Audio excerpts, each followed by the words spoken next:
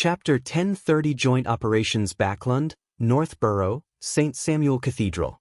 The Cardinal of the Church of Storms, Archbishop of the Backlund Diocese, deep blue officiant Randall Valentinus descended amidst the wind, landing inside the steeple with a huge clock to the left. He donned a black robe with the storm symbol and had thick facial hair. His hair was short and stood up, colored in a dark blue that was almost black. This muscular demigod cast his gaze to the other side and said to the figure who was already waiting there, "Horimic, do you know what happened? Why did Anthony suddenly invite us over here?" The person he spoke to was dressed in a white priest robe and a clergyman's bonnet. He had a genial and mild expression, and he was none other than the Church of Steam's Divine Council member, Archbishop of the Backlund Diocese, the demigod, Horimic Haydn. Upon hearing Randall's question, Horimic calmly replied, "I didn't arrive here much earlier than you. In fact, I only left the laboratory for a few minutes." He wasn't only a clergyman but also a famous scientist. He was an emeritus professor at Backlund University's physics department. Randall Valentinus was just about to say something when he suddenly saw a figure walk up the narrow spiral staircase and arrive at the peak in the darkness that the crimson moon wasn't able to illuminate. This figure was dressed in a black clergyman robe with red accents. By his chest hung 5 dark sacred emblems. He was clean-shaven, and his eyes were deep, dark, and tranquil. He was none other than one of the 13 archbishops of the Church of Evernight, Backlund Diocese's person in charge, St. Anthony Stevenson. Is there something that can't wait until daybreak? Or do people from the Church of Evernight enjoy discussing matters at night? Deep blue officiant Randall Valentinus asked. Anthony came to a stop after walking up the flight of stairs and said with a serious expression, "A very pressing matter." "What is it?" Randall asked immediately. At this moment, Horimic Haydn also cast his gaze at Anthony Stevenson, awaiting his answer. In similar situations, Horimic especially liked the existence of people from the Church of Storms. This meant that they would take the initiative to ask questions and that there was no need to be euphemistic. It didn't require him to say anything else. Anthony looked at them separately and said, "It's related to the royal family. I'll let Ma'am Ariana do the honors." Just as he said that, a barefoot, bun-haired female figure in a simple robe with tree bark for a belt quickly outlined itself out of the shadows. Upon seeing this figure, Randall and Horimic immediately bowed. "Good evening, Ma'am Ariana." Their expressions turned solemn at the same time, for they had a deep understanding of how important and crucial the matter that was happening tonight was. It was definitely not a small matter for a grounded angel to appear. Meanwhile, they couldn't help but be roused up. They realized that they had no idea when this matron of the Evernight cloister, the servant of concealment, Ma'am Ariana, had arrived in Backlund. Under normal circumstances, the 3 churches, the royal family, and the military enjoyed a certain degree of tacit cooperation. Grounded angels and Grade O sealed artifacts wouldn't appear in Backlund. "Good evening, archbishops," Ariana answered without any signs of haughtiness. She then raised her right hand and grasped onto thin air. A faint light was emitted as it transformed into a scene along with the darkness. It was the entire conversation between Ariana and Konas Kilgore. This secret that appeared to have been kept for quite some time had finally presented itself before others. As they watched, deep blue officiant Randall Valentinus couldn't help but say, he actually advanced to sequence 4 and became a demigod. This archbishop knew Konas Kilgore. He originally believed that this deputy director of MI9 was only a sequence 5 and had relied on a sealed artifact with severe negative effects to obtain combat strength at the demigod level. He never expected it to be a disguise. The Church of Storm's influence on the military was greater than the 2 major churches. No one answered Randall. After the secret was fully revealed, Horimic said, "One involves a secret ruin of the Blood Emperor, and with large numbers of people sent in. These 2 points put together cannot be anything good." "Indeed." Randall nodded in agreement. "Let's head to the ruins now." Ariana looked around and calmly said, "This involves the royal family and the king. It's best if you seek permission from your own Holy See." In this angel's choice of words, the Holy See referred to their respective churches' headquarters, the core seat of power of the church. All right, the two archbishops replied without any hesitation. After a while, Deep Blue officiant Randall Valentinus and Horamic Haydn received feedback from the sealed artifacts they carried. Together with Anthony Stevenson and Ariana, they headed for the Blood Emperor ruins that Kona's Kilgore had previously entered. Ariana then took out an iron-black coat of arms with complicated symbols, and she tried to activate it. She didn't make any disguise attempt, and she stood there calmly as though she wasn't worried that the guards in the ruins would recognize her. Seeing this servant of concealment's actions, Horamic seemed to be in thought. Randall wore a look of calm and didn't believe that it posed any problems. In the underground ruins, on a strange metal pedestal, a ghostly blue beam soared up and formed a door. 4 black-armored guards immediately observed the situation outside through the ghostly blue beam and planned on using a predetermined method to confirm if the person who had summoned the door of teleportation was disguised, so as to decide whether the door was to be opened.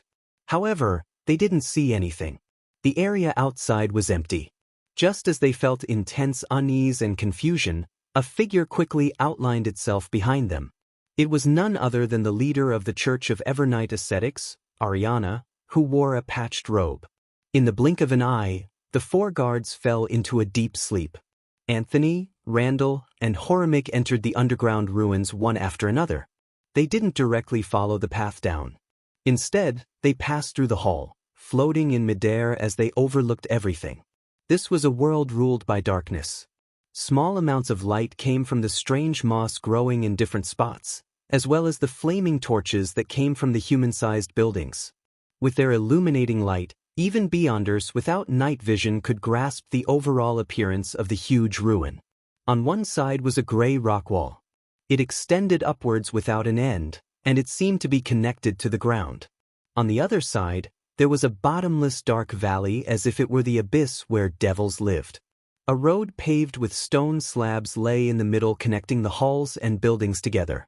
From time to time, humans would come and go in silence. The archbishops of the 3 churches were just about to capture a few people who could enter the ruins to interrogate them about the situation inside when a figure flew out of the dark valley, heading straight for the demigods. The figure had a long face and wore a white hairnet. 2 curly mustaches grew above his lips, and he had thick brows. His eyes were slightly bigger and looked rather similar to a certain poker card figure. He wore a gown and had a huge cloak over him. The tips of his shoes were extremely long, and his attire was unlike the current times. It was as though he lived 100 years ago. Archbishops, like Anthony and Horamic, were no stranger to him. He knew that he was Prince of Sonia, Grove Augustus, one of the demigods of the royal family. "How did you enter?"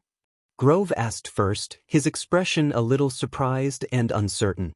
They looked at each other, and Anthony took the initiative to say, "We've always been investigating the large number of mysterious disappearances, and we had locked onto MI9's Kona's Kilgore. Through him, we found this place." Grove's expression changed slightly as he looked at the woman who left one's heart feeling tranquil.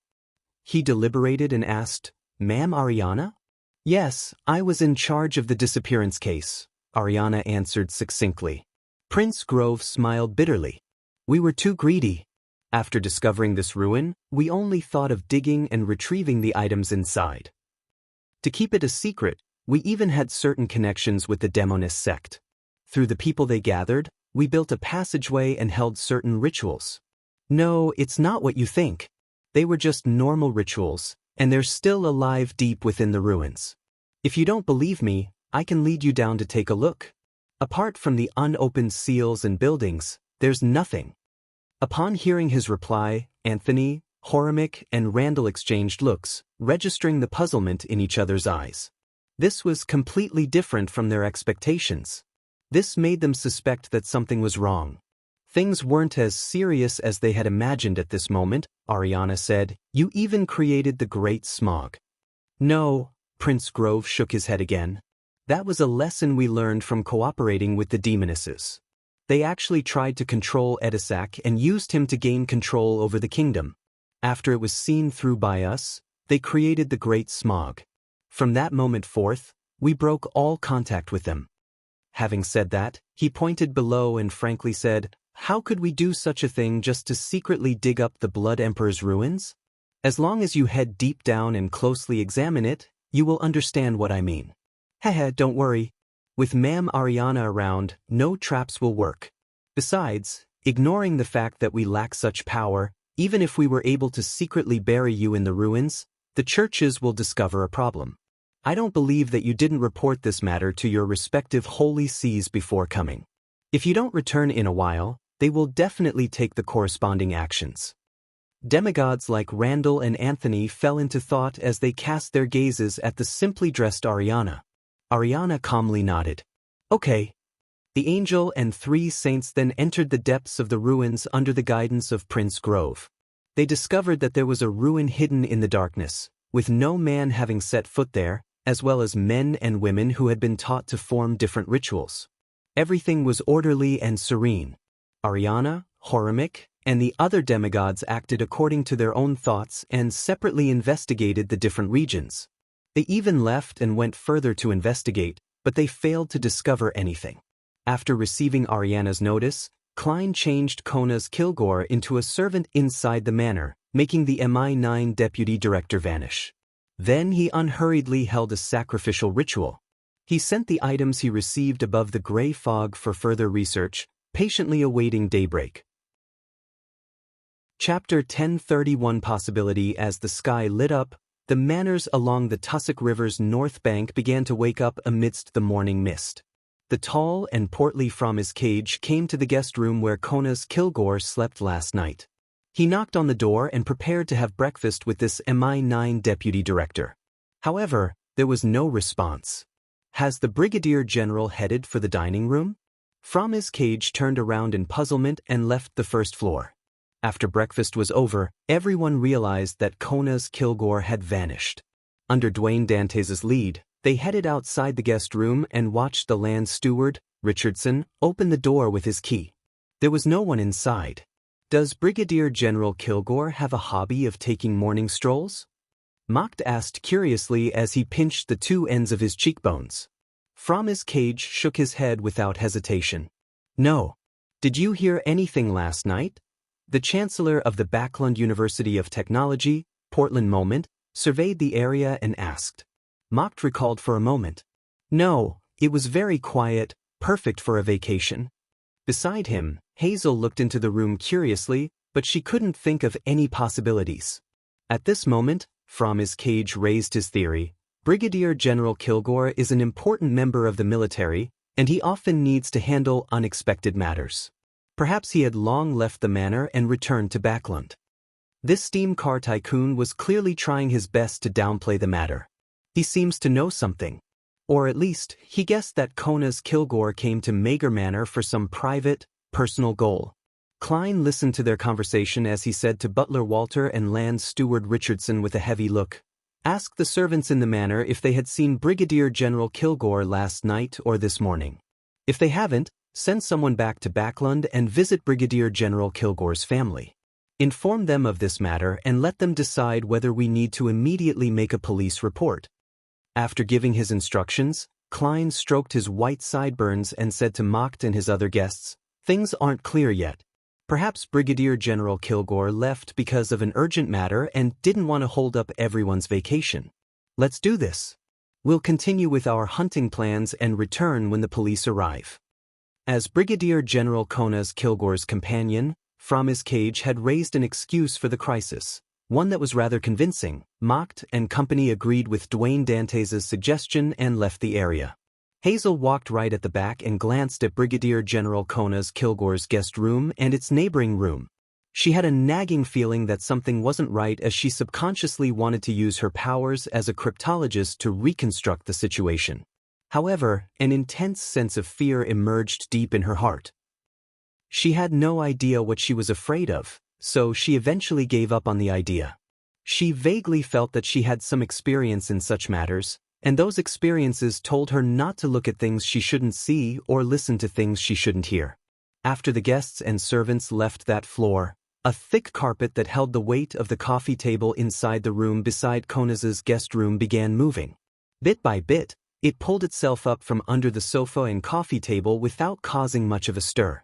Following that, the yellowish-brown carpet stood up and revealed its other side. It was solidified flesh. The flesh was squirming and reorganizing itself, and it soon transformed into a person, a mixed-blood young man. This was Dwayne Dantes' valet, Inuni. And the one following Dwayne Dantes was Kona's Kilgore. He wore the same face and had the same build. To Klein, there was no need to disguise Inuni in such a manner. He could get him to transform himself into another person and blend in with the servants, using an illusion to interfere with their senses, making them unable to discover the addition of this person. It was a simpler and more reliable method. However, acting remained important to a demigod. It was key to accelerating the potion's digestion and for resisting the inclinations of losing control and madness. Therefore, Klein would deliberately try to be bizarre in his handling of many matters. Of course, he didn't wish to harm the innocent. Even in creating bizarre and eerie situations, he would try hard not to let others notice it. It was to prevent them from being left with a mental scar due to excessive fright. The bizarre and eerie atmosphere was mainly for himself, to gain the approval of the potion inside him. This would undoubtedly accelerate the digestion rate of his potion, but without the feedback of a spectator, it meant that the acting wasn't complete enough. This made the speed at which he digested the Bizarro Sorcerer potion not as fast as he imagined. Despite doing so many things and trying out so many acts, Klein didn't feel that it was possible for him to reach Sequence 3 by the end of this year. Backlund East Borough. Inside a 2-bedroom rental apartment. Zio sat on an unstable chair as she stared out of the window in a daze, her expression a little gloomy. Furs swallowed her saliva and sat opposite Zio, blocking her line of sight. You seem to have lost all your motivation? Do you not know what to do after receiving that answer? It's because you have no access to the king? Zio's eyes fluttered as she slowly came to her senses. Whether it's to redeem my father's reputation or revenge, the chances are slim when facing the king. I can't think of a way to complete something like that. That's because you're too weak. When you reach Sequence 4 and become a demigod, you'll discover many solutions. The only problem is that it'll be more dangerous. Furs tried encouraging her. In addition, you can still use others. Just like the person monitoring Charmaine. She too wanted to know who Viscount Stratford was loyal to. She must be interested in the king's secret. Sure. Zio repeated the name as her state of mind suddenly recovered. Beside them, there was a bronze cross and a ghostly blue gem that resembled a vertical eye on the table. The gem's exterior had thread-like patterns, the beyonder characteristic that appeared after Charmaine's death. It made the things around it appear mild, and it accentuated their beauty. However, with the bronze cross around, its glow was confined to a small area. That monitor is one of the culprits behind Charmaine's death, Zio said rather seriously. They had already found a spot to bury Charmaine, and Furs had flipped through Lamino's travels to placate the dead Charmaine. Furs immediately nodded. Yes, it's why she was instigated to investigate the king's secret and come into contact with the latent danger. Didn't you say that she might be able to monitor where we used to live? We can find an opportunity to return incognito, throw a letter into the mailbox, and write that Viscount Stratford is loyal to King George III and that he has a huge secret. This way, I believe she will be able to see it. Zio thought carefully and nodded solemnly. Okay. After discussing what they were about to do next, Furs stood up and pointed at the bronze cross. It's time for us to show our sincerity to Mr. Fool for all the help we received. I plan on sacrificing it to Mr. Fool now. You don't have any objections, right? No, Zio replied without hesitation. Mager manner. It was another evening. The news sent back by Kona's Kilgore's family was to wait since this MI9 deputy director often acted in such ways, involving himself in matters of national security. Therefore, Mocked and company didn't panic. They made use of the animals they hunted and roasted them over a bonfire at a party on the lawn behind the manor. Seeing the gentlemen roll up their sleeves and busy themselves around the roasting rack, the ladies heading over to help from time to time, and the children running around eagerly, Klein held a cup of sweet white wine, a fine product of Mager manner, and sat on a white wooden chair, a smile suffusing his lips.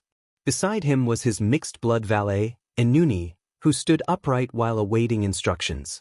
And inside a particular room in the manor's main building, a pair of eyes were silently looking down. It belonged to a person who looked identical to Anuni. The evening breeze blew past. Just as Klein was about to get up and showcase what it meant to roast meat from Desi at the roasting rack, he suddenly saw a figure phase into existence in front of him. It was Ariana, who wore a simple robe and tree bark as a belt.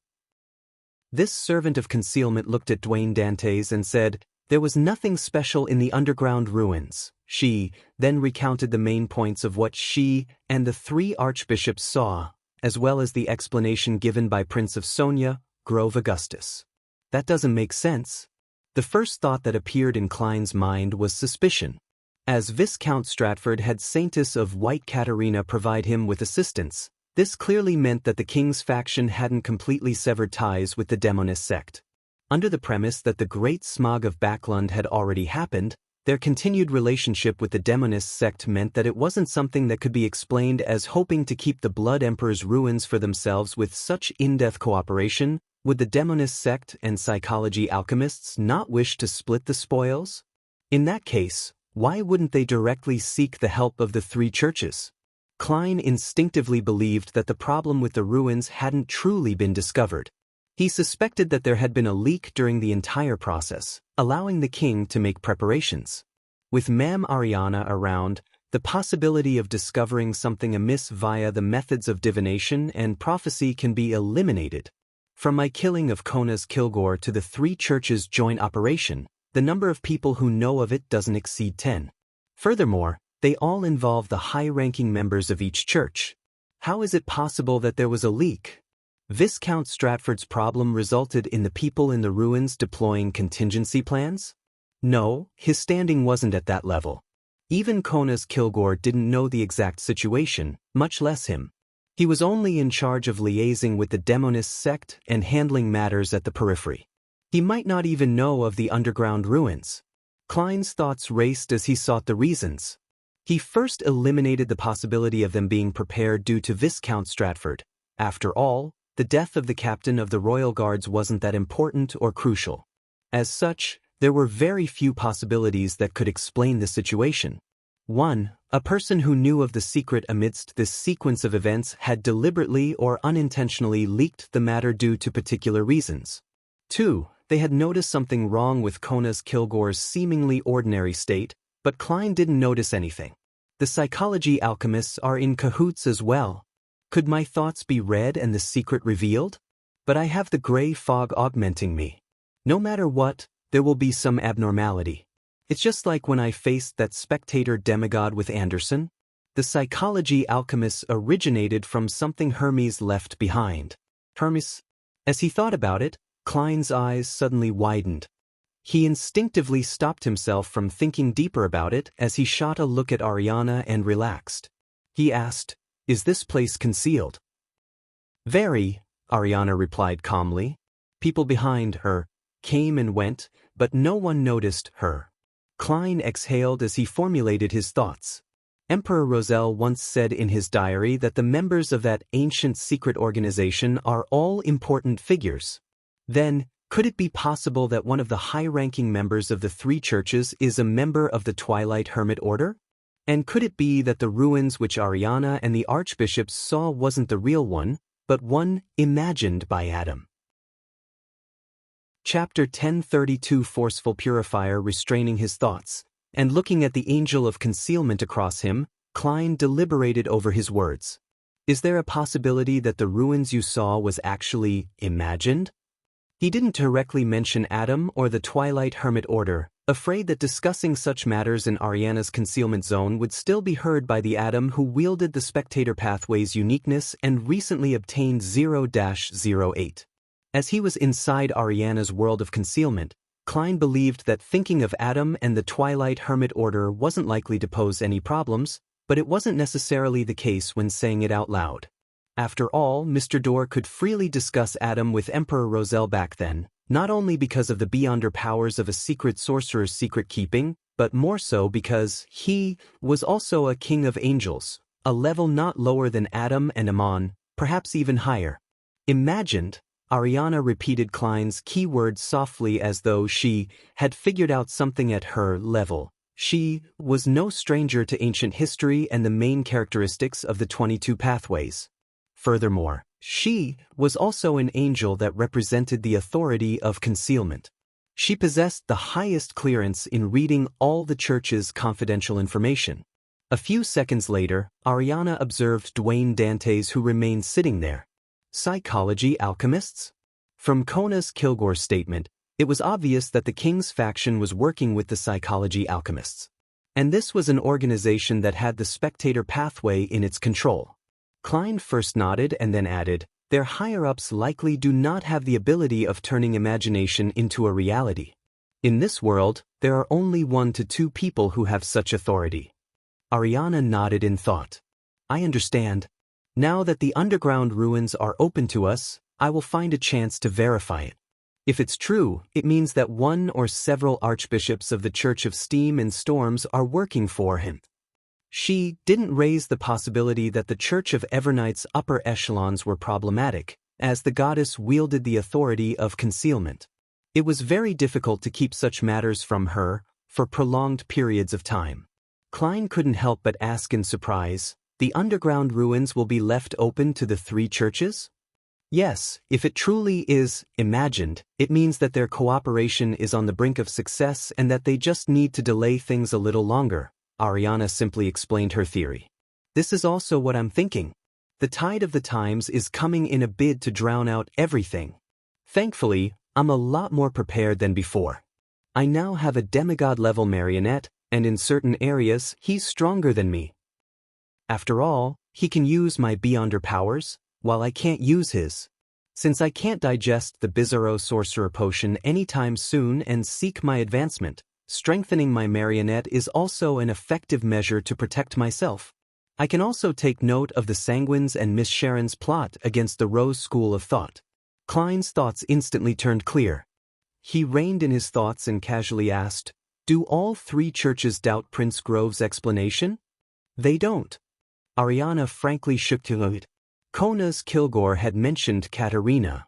But you don't have evidence.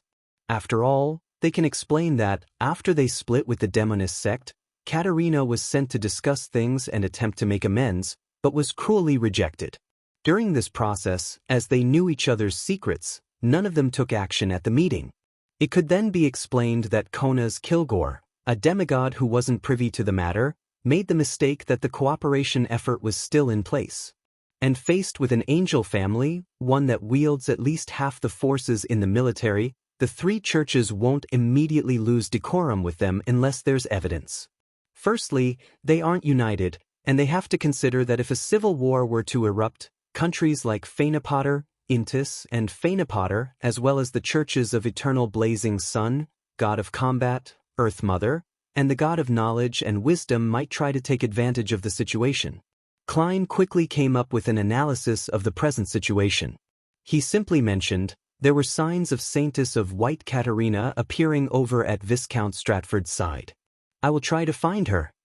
Apart from that, Klein still wanted to find the dangerous Trissy and eliminate her, making up for his mistake of letting her go just because he wanted to use her. Her value was clearly not as dangerous as her. I'll try to do so as well. Ariana indicated that she would investigate the clue regarding Katerina. I have to say that Ma'am Ariana's attitude when discussing matters with me is rather comforting. She doesn't exude that condescending attitude an angel or archbishop has. She completely treats me as an equal. After hearing Ariana's words, Klein felt a baffling sense of poignancy. He instead asked, has Vin Rambus of the Psychology Alchemists been captured? This was one of the key figures mentioned in the information from Kona's Kilgore's testimony, one of the clues that exposed the machinations of the king's faction. He has gone missing, Ariana answered succinctly. As expected, the possibility of a leak has increased again. Vin Rambus has gone underground, but that doesn't mean that he can't contact Miss Justice and other members directly. When the time comes, Miss Justice has already hated him for some time. The only problem is whether Adam will appear in Backlund and imagine fake ruins. If that were the case, attacking Vin Rambus might mean a non-zero probability that he's being watched by this king of angels. It might even be the case that he will sit beside Vin Rambus without anyone knowing. The more Klein thought, the more of a headache he had. It had to be said that in an era in which deities rarely descended upon the real world, the two brothers, Adam and Ammon, were the limits to one's level and strength. They were synonymous with being terrifying, powerful, frightening, and formidable. A king of angels was an existence closest to that of a deity. Compared to Ammon, I'm more afraid of Adam. He might be sitting beside you, listening to you and watching you smile while he reads your most truthful thoughts, making you die in the most natural, logical, but baffling manner. At this thought, Klein couldn't help but look around, afraid that the simple priest with pure-looking eyes and beard would be holding a tray, standing beside the roasting rack as he waited for the food and watched him with a smile. Without a doubt, Klein didn't discover anything. Noticing his reaction, Ariana calmly added, "He isn't here." Phew, thankfully, there's the blessings of an angel of concealment. Klein controlled his thoughts and nodded gently, "I will take note of Vin Rambus's whereabouts." Ariana nodded and said, "After this matter is over, you can attempt to pray to the goddess for a bestowment." That is to say that the goddess is very satisfied with my performance up to now? When the time comes, she will bestow me with the scholar of your potion formula? Klein roughly understood Ariana. He stood up and tapped his chest 4 times. "Praise the lady." Ariana also drew the crimson moon. "Praise the lady." Her figure disappeared bit by bit as though she had been erased. Yet, the guests at the bonfire party didn't notice the arrival of the ascetic at all. Klein sat down again and continued analyzing his situation from another angle. Kona's Kilgore disappeared without any warning. From the evidence presented by Ma'am Ariana and the words, "she said," it implied that the MI9 deputy director is in her hands. In other words, the assault on Kona's Kilgore is definitely related to the Church of Evernight. Kona's Kilgore disappeared in Mager Manor, which belongs to Dwayne Dantes, and he is a believer of the Evernight goddess. From what the King's faction and the psychology alchemists know, Dwayne Dantes can likely be confirmed to be a secret informant of the Church of Evernight. This way, my safety can be guaranteed, but I can't avoid being observed and monitored. I have to be careful. I have to think of a reason to add a new servant. I can't keep having Kona's Kilgore or Enuni hide in this manner. This will make it easier for a problem to be discovered. Or maybe I can make one marionette turn into human skin clothes, fusing with the other marionette. As he thought, Klein stood up and placed the glass of sweet white wine on the table beside him. He then turned to walk to the main building of the manor and entered one of the bathrooms. He then took 4 steps counterclockwise and arrived above the gray fog. He summoned the sea god scepter and used the prayer point he marked as Enuni to observe every corner of Mager Manor. During this process, Klein's mind was somewhat tense, worried that he would see a priest wearing simple clothes while having a beard and golden eyes. Of course, compared to seeing this priest, he was more afraid of the priest looking up and smiling back at him, raising the cup of wine in his hand. Fortunately, after a series of inspections, he confirmed that there was nothing unusual with Mager Manor. Klein heaved a sigh of relief and retracted his spirituality. He then cast his gaze at the bronze cross on the long modeled table. This was an item that the magician and judgment had recently sacrificed. They said that it was to thank Mr. Fool for his blessings, and hoped to please this existence. It doesn't look like its level is low. Klein picked up the spiky cross and used divination to quickly figure out the mystical item's beyonder powers and negative effects. Both of them were one and the same. The bronze cross could cleanse powers of degeneration, corruption, corrosion, darkness, evil, ailments, and other domains, quickly causing them to dissipate until nothing was left.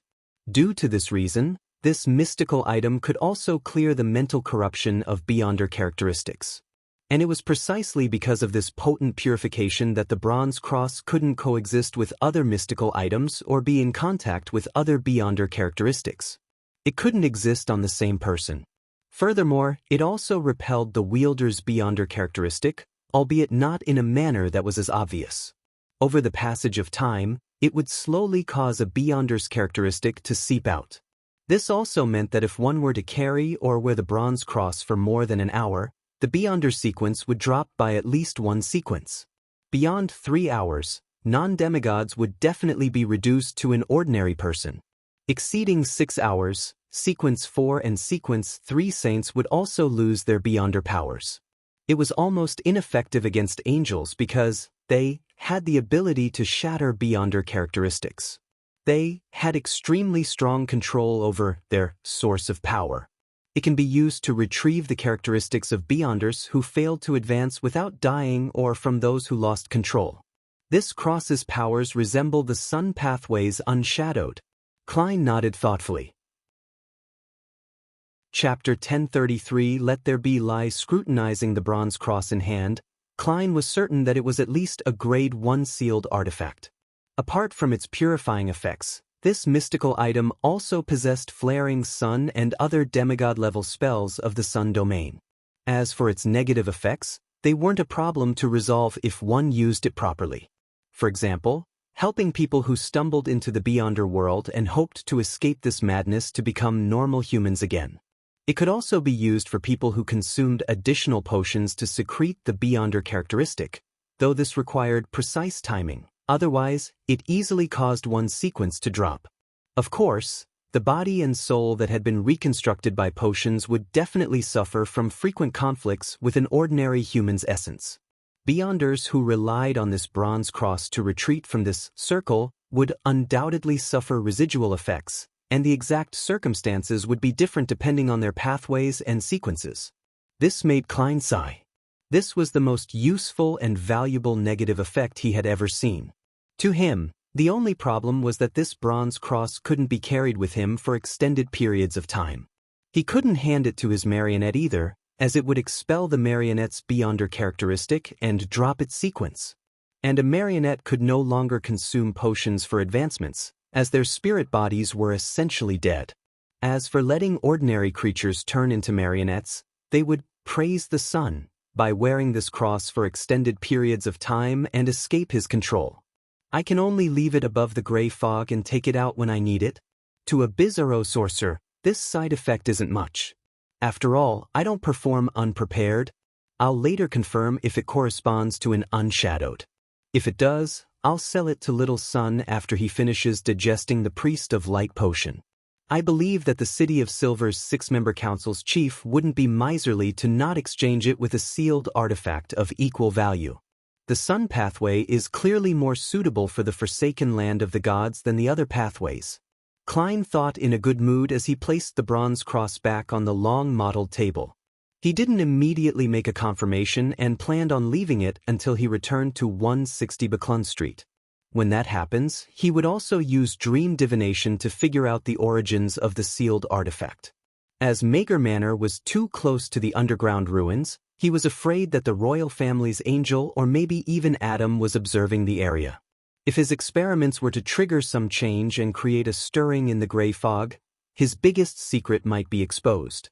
Even if this sealed artifact doesn't correspond to an unshadowed, it's definitely from the sun pathway.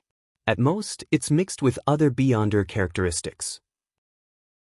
No, it will be expelled, and the Church of the Eternal Blazing Sun's trademark is a sacred emblem made of gold, an abstract sun, having nothing to do with a cross. After eliminating this possibility, the only one related to the sun domain is the City of Silver's creator, the ancient sun god, Adam and Amon's dad, the suspected transmigrator.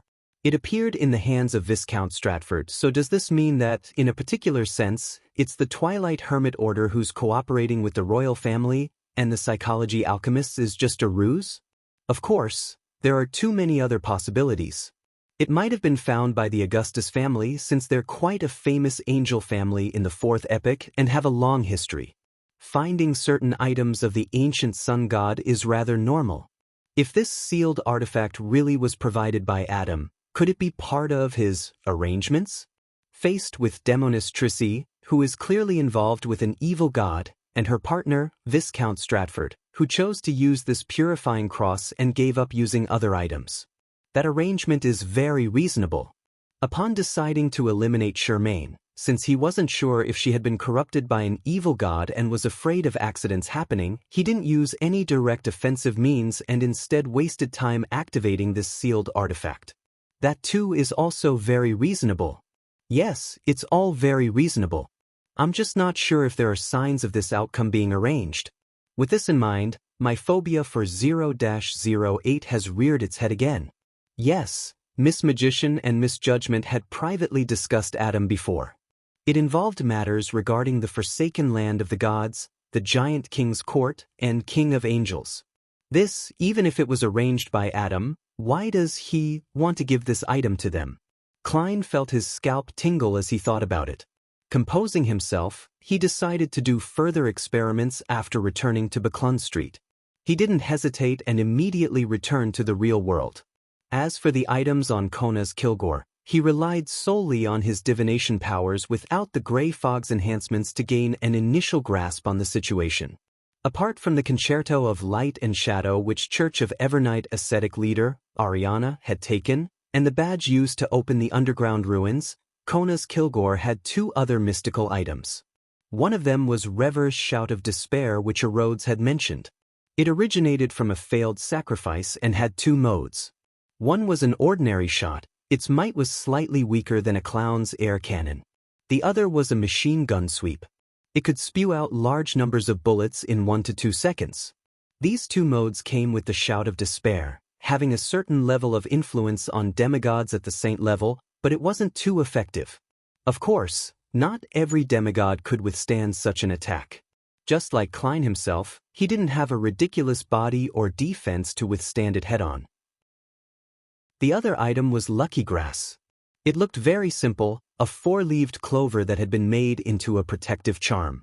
Its power was to accumulate one's chance of success after a subsequent failed attempt. The negative side effect Klein's appraisal on it was to change its name to Mother of Success. These two mystical items were of little value to Klein.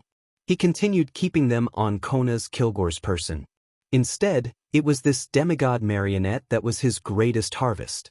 Lawyers had an acute grasp and knowledge of how to make use of loopholes in law, with the ability to guide and convince the target. Barbarian provided strength and a constitution that broke the rules. Briber had bribe. Baron of Corruption had distortion. Mentor of Disorder had disorder. And Earl of the Fallen had bestowment, magnify, and exploit. They were all pretty good powers. If he hadn't obtained detailed information from Rhodes and made sufficient preparations and formulated a plan, together with the help from an angel of concealment, Klein believed that he had no way of restraining Kona's Kilgore even if he had items like Fate Siphon. In fact, instead of turning him into a marionette, using creeping hunger to graze Kona's Kilgore would be a lot more discreet, making it harder to be discovered. But if that's the case, I can only use 3 of the Earl of the Fallen's Beyonder powers. As Klein thought about it, he walked out of the bathroom and returned to the bonfire party. On the lawn, Mocht was standing in front of the roasting rack, trying hard to make East Balham-styled roasted meat while sweat dripped down his forehead. Hazel was standing a short distance away, her eyes looking on brightly. She no longer had the arrogance from before and had a few black marks across her face, a result of the smoke. Portland Moment was holding a cup of wine, smilingly watching the relatively young lad being busy. From time to time, he would raise a metal skewer with chunks of meat and bite at it. Upon seeing this scene, Klein's heart suddenly calmed down. On Sunday afternoon, the group of people who went to the Buckland Street suburbs returned to Buckland Street. Before dinner, Klein headed above the gray fog once again and picked up the bronze cross. He first confirmed that the cross corresponded to the Sun Pathways Sequence 4 Unshadowed and had, rather uncreatively, named it Unshadowed Crucifix. Following that, he picked up a pen and wrote a new divination statement, the origins of this cross. Klein didn't immediately divine if Unshadowed Crucifix had any traces of being arranged, afraid that it might point to Adam and place him in a state of vigilance. He planned on investigating the situation by figuring out the sealed artifact's origins. If the Unshadowed Crucifix's owner or former owner was Adam, the truth of the matter would undoubtedly point towards a deliberate arrangement. Putting down the pen, Klein looked down at the cross and exhaled heavily. I'm courting death again. He suspected that the unshadowed crucifix originated from the city of Silver's creator, the ancient sun god, a powerful deity that was stronger than the ancient gods like Dragon of Imagination. Sneaking a peek at him would cause damage that exceeded Klein's previous divination of Grozel's travels. However, things were no longer the same. Klein was now a sequence for Bizarro Sorcerer, a demigod. The damage he could withstand as well as the amount of power of the mysterious space above the gray fog that he could use far exceeded his previous state back when he was a Sequence 5. After spending a few seconds to calm his emotions, he leaned back in his chair, holding the unshadowed crucifix in one hand and holding the piece of paper in the other. He softly repeated the divination statement. Over and over again, Klein used cogitation as a jumping board to enter a state of deep sleep.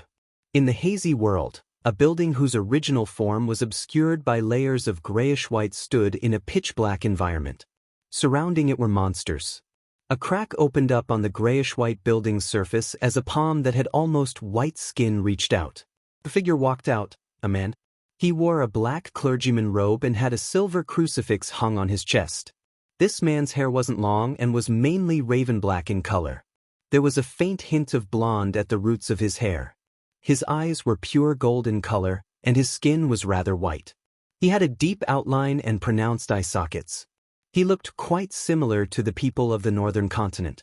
He took 2 steps forward, reached his hand out, and grabbed the very ordinary crucifix. His eyes gradually lost their look of confusion as the ends of his lips curled up slightly. He said in a deep voice, "Let there be light." The pitch-black surroundings of the grayish-white building were immediately pierced by bright lights, revealing what it really looked like. This was a deep valley where nothing could be seen above it. Yet, the infinite light filled every corner. And there was light. The image of the next scene flashed. A drop of golden blood that emitted light and heat dripped onto the silver cross. Above the drop of blood seemed to be a figure that was formed of dazzling light. The face that he couldn't see clearly was looking up, seemingly being effused with pain and a sense of distortion in a very real manner. He cast his gaze over towards the area above the gray fog, casting it at Klein, who was seated at the fool's high-back chair. His deep voice sounded once again, "Mysteries." Suddenly, without any forewarning, Klein's thoughts erupted with a boom. Chapter 1034 gains. The boundless gray fog boiled as the ancient and majestic palace burned. The blazing flames condensed into a fiery blob, as though a blinding sun had risen out from this mysterious space. A howling hurricane flipped the long mottled table, snapping the thick stone columns and causing half the palace to collapse. Sitting at the fool's seat, Klein's brain was boiling before holes exploded out of it. Charred maggots then began crawling out of the cracks. He didn't die, and he had even very calmly reached out his right palm and tapped the armrest of the chair. Above the gray fog, this mysterious space quaked in an obvious manner. Waves of power surged out one after another, calming the hurricane and extinguishing the flames. The blazing sun evaporated, inch by inch. The thick stone pillars stood once more as the long mottled table returned to its original state. The magnificent and holy palace appeared as though it had never collapsed or suffered any damage. Klein's head recovered instantly, and the charred maggots that had drilled out had turned transparent again before crawling back inside. As expected, stronger than Dragon of Imagination Ankwelt. Klein muttered to himself as his expression couldn't help but warp. He couldn't help but massage his forehead. "It's painful." "This pain is also clearly stronger." While muttering, he rapped the edge of the long mottled table and made the mysterious space above the gray fog quake once more. Amidst the quakes, a pitch-black shadow abruptly emerged out of the palace's floor. This shadow twisted and struggled before being wiped clean by the gray fog's powers, leaving nothing behind. After nearly a minute, Klein calmed down completely and recalled the scene he had seen. That should be the ancient sun god, the city of silver creator, Adam's and Amon's dad. From the crucifix he wore, and that line, "Let there be light," there's a high chance that he is the first transmigrator. Perhaps he's Caucasian with a religious background. He used a language that can stir the powers of nature. It's similar to Jotun, but it's also different. It doesn't belong to Elvish, Dragonese, and ancient Hermes. Yes, it has similarities with the ancient Faesac of the northern continent and the Dudanese of the southern continent. This allowed me to barely understand what he was saying despite me not knowing this language. This is the language he learned from that strange giant building? He transmigrated there and inherited a rich inheritance? The second scene was of him suffering a betrayal, the scene of him being eaten by the kings of angels, white, wisdom, and wind? To a deity who claims to be a creator, that kind of corporeal pain and that distortion can only appear in such a situation.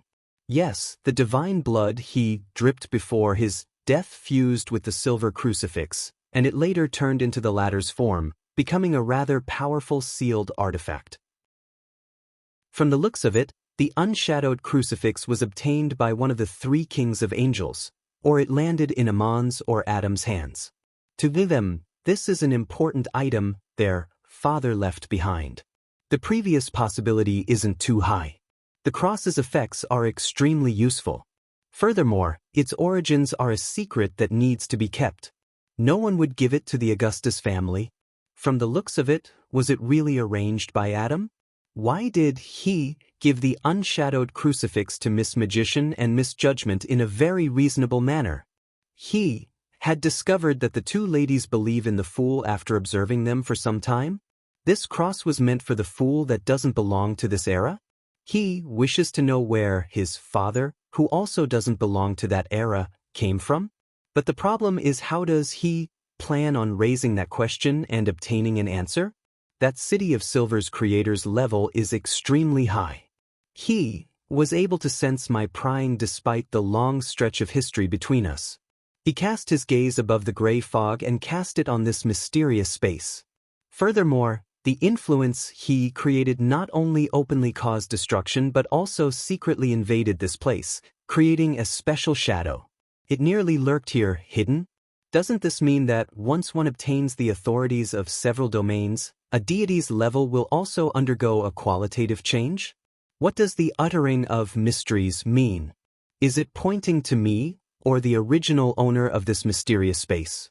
Questions flashed past Klein's mind, making him come up with several theories, but the final answer eluded him. Due to his fear of Adam, he believed that the best outcome for the unshadowed crucifix was to have the City of Silver's godlike sealed artifact shatter it and reform it into a pure Beyonder characteristic. Reining in his thoughts and suppressing his questions, Klein conjured a new pen and paper and wrote down the knowledge he had learned from looking straight at the City of Silver creator. Sequence 4. Unshadowed, main ingredients. 1 drop of the sun's divine blood, or 3 adult sun divine bird's feathers and a piece of holy brilliance rock. Supplementary ingredients. 60 milliliters of sun divine bird's blood, 30 milliliters of holy brilliance rock liquid. 7 drops of mutated fingered citron juice, 10 grams worth of powder of the heart of magma. Ritual. Extract the strongest emotions that one is most unwilling to abandon before consuming the potion. Inject these emotions back again during this process. Sequence 3. Justice Mentor. Sequence 4. Black Knight. Sequence 3. Trinity Templar. After doing all of this, Klein picked up the bronze cross again and observed it with a heavy expression. He then threw unshadowed crucifix into the junk pile and stirred the powers of the mysterious space above the gray fog to suppress it. He didn't wish to see the paper figurines he cut begin to praise the sun the next time he came. In front of an ordinary house in Sherwood Borough, a postman riding a bike braked and stopped at the door. He then settled down his bike and took out a letter from his bag, glancing to check if the address was correct. It's here. For Zio. The postman briskly walked to the mailbox and threw the letter in. Following that, he didn't delay as he got on his bike and kicked off. After a while, a pitch-black flame suddenly spewed out of the mailbox's mouth. This flame burned quietly and quickly disappeared. In Empress Borough, the opulent villa of Earl Hall. Audrey, who had brought Susie to the garden for a stroll, had just returned to the foyer when she saw her father, Earl Hall, come in from the outside. He had his brows knitted, seemingly in deep thought. "Father, did something happen?" Audrey asked with concern. This was the most basic of observations which she didn't need to hide at all. Earl Hall restrained his frustrated expression and said with a smile, "It's nothing important. I just never expected Vin Rambus to be a member of a cult." "He's a member of a cult?" Audrey expressed her surprise appropriately. She knew that Vin Rambus was actually a member of the upper echelons of a secret organization known as the Psychology Alchemists, but she didn't understand how this was suddenly exposed. Earl Hall nodded solemnly. "Yes, he's wanted by the 3 churches. I'm still not sure which cult he's involved in." "Has he been caught?" Audrey's eyes darted around as she asked, curiously. No, he disappeared before the warrant was issued." Earl sighed. Really hard to imagine that he is a cult member. He's of excellent character and is knowledgeable. He's rational and objective in various matters and is filled with wisdom. That's just the side he wants you to see." Audrey inwardly mumbled. Then, as usual, she entered the small prayer room at home before dinner. She faced the sacred emblem of the Evernight goddess and got into a prayer gesture. However, her low chanting was, "The fool that doesn't belong to this era." After chanting the honorific name, Audrey succinctly reported, "Vin Rambus has gone missing. He has been identified as a cultist and is wanted by all 3 churches." With that said, Audrey was about to solemnly pray to the goddess when a boundless gray fog appeared before her. In the middle of the grayish-white fog, a blurry figure sat on the chair, looking down from above and gently nodded. "I'm aware." Just as this secret existence said that, the scene before Audrey's eyes changed suddenly.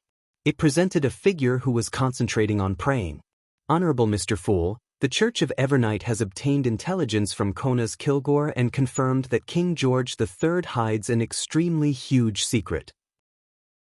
For the obtaining of a Blood Emperor ruins in the Sturlwen segment of the Tussock River, he colluded with the Demonist sect and Psychology Alchemists to partake in human trafficking, creating the human disappearance cases that ultimately led to the Great Smog of Backlund. The Demonist sect's former representative was Despair Nightingale Panatia and was later changed to Saintess of White Katarina. For the Psychology Alchemists, it's Vin Rambus. Please remind Miss Justice to be careful when she meets Vin Rambus again. She needs to be constantly prepared to seek help." "His Majesty?" Audrey's eyes widened as upheavals went through her heart. She found it difficult to control herself. This was partly due to the fact that this news was shocking for a noble like her.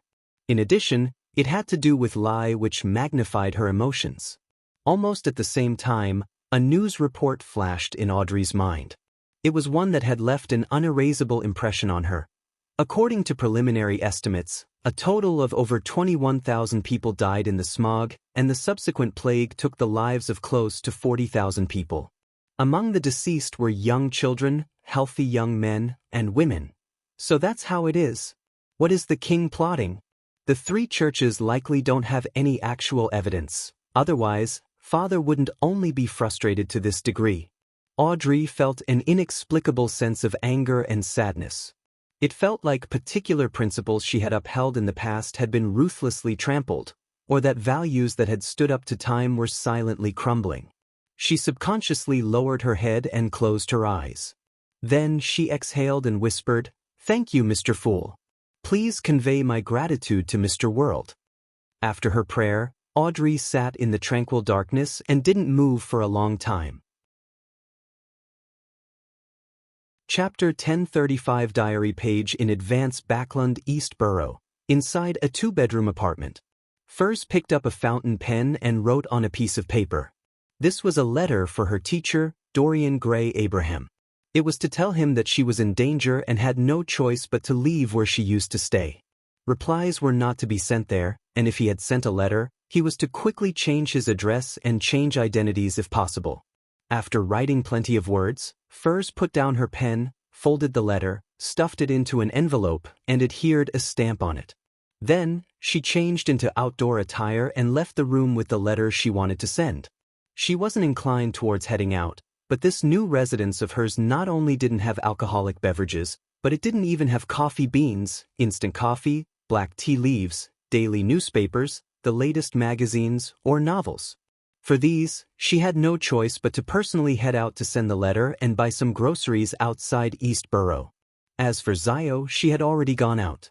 She wanted to mail a letter to her former rental apartment, indicating that Viscount Stratford's loyalties lay with the king. She wanted to see if it could drive Charmaine's observer to take certain actions. Seriously, after everything was over, I was so afraid that I nearly forgot to write to teacher. If I had finished it earlier, I could have gotten Zio to do the mailing. Furs wore a bonnet that had a fishnet, walked down the dark staircase all the way to the bottom, and walked out the condominium. This was in the periphery of East Borough where technical workers and low-level managers mainly lived. It was relatively safe and even had paperboys around. As Furs heard chimes from time to time, she walked slowly along the side of the street. At this moment, a postman stopped his bike, took out a stack of newspapers from his bag, and entered a condominium beside her. Furs casually glanced at it and discovered that the copy at the top was News at Sea. People who live here will actually subscribe to such a newspaper? Their job has something to do with maritime trade? Furs retracted her gaze as she mumbled in surprise. However, this wasn't something that was worth paying attention to. She quickly walked towards the mailbox when she saw it at the end of the streets.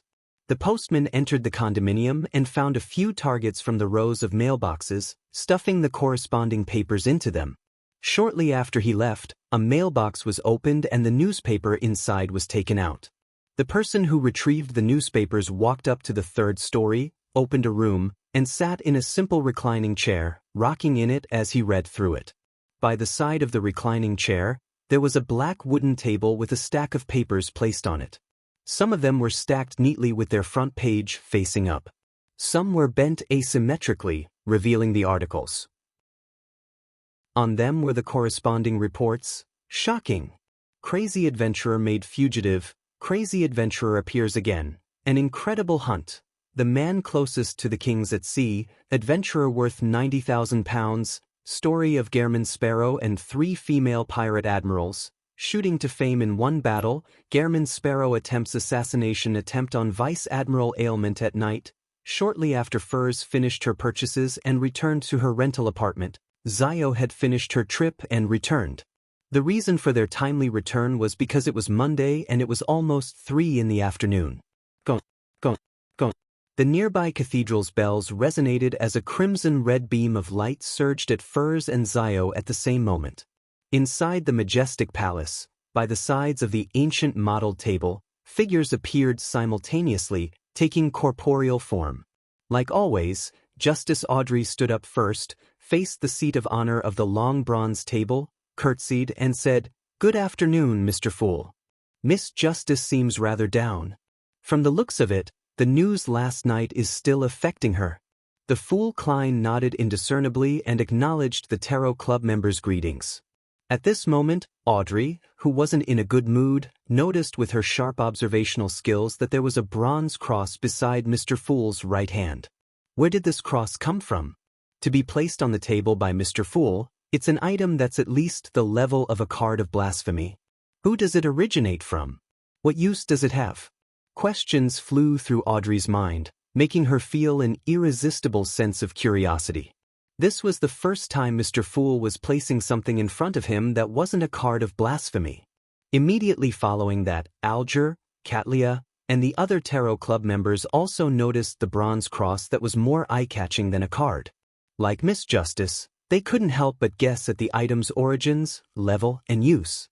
Amongst them, Derek felt a subtle calling from it. He felt that the bronze cross was drawing him in. He then recalled a basic rule taught in lessons at the City of Silver, Law of Beyonder Characteristics Convergence. This is a high-level sealed artifact of the Sun Pathway? Derek suddenly came to a realization. Furs and Zio recognized the bronze cross to be the sealed artifacts that they had sacrificed. Their pupils dilated as though they were trying to take a better look. Mr. Fool places so much importance on this item? It's more important than what Zio and I imagined? Furs was stunned and couldn't hide her curiosity. When it came to matters involving gods, her thoughts would never develop towards romance. Zio shared similar thoughts with Furs, but she didn't say a word. She believed that Miss Justice would definitely take the initiative to ask. Just as Audrey was deliberating about raising her hand, Katlia closed her eyes, turned her body, and faced the seat of honor. Before she bowed and spoke, the fool Klein suddenly chuckled, "Don't worry. The glasses you conjure can seal your eye of mystery prying." He knew very well that Ma'am Hermit had already become a demigod by obtaining godhood, turning into a mysticologist. This was partly because Katlia had prayed to the fool before she held the ritual and consumed the potion, hoping to advance under his watch. This way, even if she ultimately failed, she could be blessed and not lose control or go mad. She could always think of expelling the excessive characteristic and redo the attempt. Towards this matter, Klein wasn't too confident about it, because he had never attempted it before. Divination also didn't give any answers, but since he had agreed, he believed that if she failed and didn't die, it was definitely all thanks to Mr. Fool. If she were to lose control or go mad, she wouldn't care if Mr. Fool was really a cheat. In short, Klein's main purpose was to give her confidence so that she was in the best conditions for an advancement attempt. After all, Admiral of Stars wasn't able to find other existences to give similar blessings. After witnessing Ma'am Hermit's advancement to a demigod, Klein heaved a sigh of relief while lampooning inwardly. At times, acting as a god is harder than acting like a human. When believers encounter trouble, there are usually two outcomes, life or death. Their survival is naturally due to the blessings of deities, and no one would care if death occurs.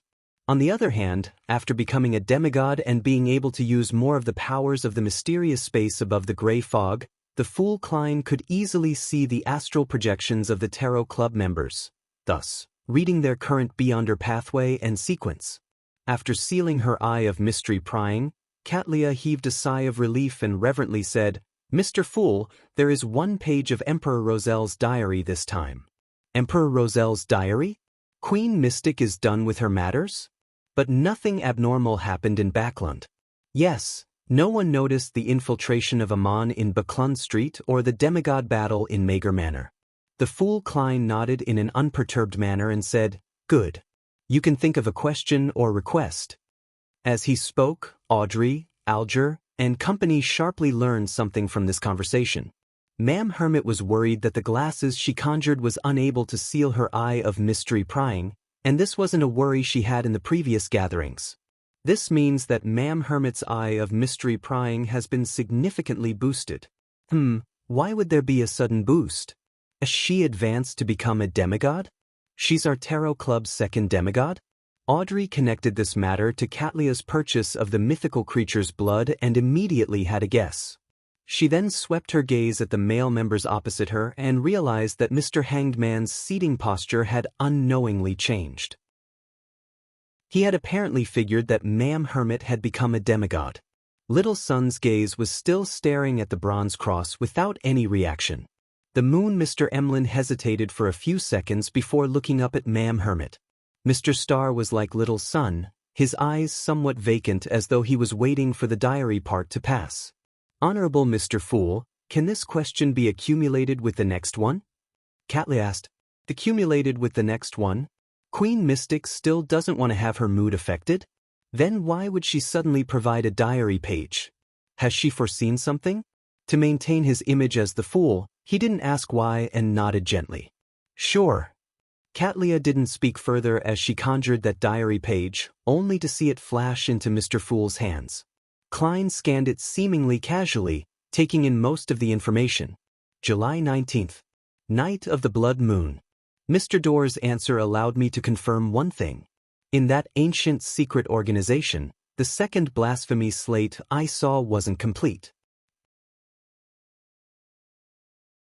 Chapter 1036, Expected Development. According to Mr. Doerr, the main difference between the second blasphemy slate and the first blasphemy slate isn't that the latter has many unique sequence names, but that the former had many additions. It was a secret the ancient sun god caught a glimpse of towards his later years. Alright, as a true god, there's no such thing as later years. I'm just using the human concept of the period from his birth to fall, so that would be considered his later years. In other words, the second blasphemy slate's creator was the ancient sun god? Towards this question, Mr. Dorr answered with almost certainty. He told me that the ancient sun god's fall resulted in the birth of the blasphemy slate. Does that mean that it's considered a key relic of the ancient sun god? Then, who was the one who created the first blasphemy slate? The original creator who truly created everything? And what were the additional pieces of knowledge that appeared on the second blasphemy slate? Mr. Dorr didn't answer, only saying that it involves too many secrets. It cannot be explained in just a few words. He were to return to the real world, he would be able to tell me in detail. Do you think I'll fall for it? As the blasphemy slate was mentioned, I recalled two questions that had been bothering me since a long time ago. What does it mean to be the trend of the times? Who defines the trend of the times? Mr. Dorr's reaction was very odd. He laughed for nearly 20 seconds before telling me, "Be careful of the spectator." What has this got to do with my question? With his reminder, I carefully recalled the contents of the second blasphemy slate and discovered an unusual problem. As a beyonder of the savant pathway, my memory is something I can be proud of due to my eidetic memory. However, I only recalled that sequence O of the spectator pathway is visionary, but I have no impression of its ritual to become a god. I can clearly remember all the rituals for the other 21 pathways, but this is the only one where not only do I lack an impression of, I have even subconsciously neglected it. I tried asking Mr. Dorr what the ritual is for becoming a god for the spectator pathway. Mr. Dorr laughed and said with a teasing and leisurely tone, "Didn't you already say it?" The ritual for a spectator to become a god is to make the development of the times to be in line with one's expectations. Then, consume the potion for their advancement when it's at a certain time node in that trend? I believe that's the truth. Compared to, the times is part of the original creator. Only when the times develop according to a certain expectation can he draw energy from it and revive. This seems more objective. I knew that among the founders of that ancient secret organization, there had to be someone with their plans apart from the zealots. On careful thought, this is really quite a terrifying matter. It's fine when stuck in the low and mid-beyonder levels, but once someone is of a high standing, they might suffer an unknown and sudden destruction simply because their particular thoughts, ideas, or matters that they would like to push forward disagrees with a particular existence's expectations. Be careful of the spectator. I'm very curious how Mr. Dorr knows what's on the second blasphemy slate, as well as the various rituals needed to become a god. His answer was that he had seen the complete second blasphemy slate, and with him were Solomon, Zeratul, Tudor, Tronsoist, Augustus, Einhorn, Sauron, Castilla, Zoroast, Stiano, Constantine, and company. These were families who reigned over all the Beyonders in the fourth epoch. The secrets contained in this diary page made Klein feel as though he was facing a mythical creature's form, embroiling his mind in a storm of knowledge. The spectator's ritual to become a god is to make the times develop according to one's imagination? If that's the case, Adam has been subconsciously preparing for this since the beginning of the fourth epoch.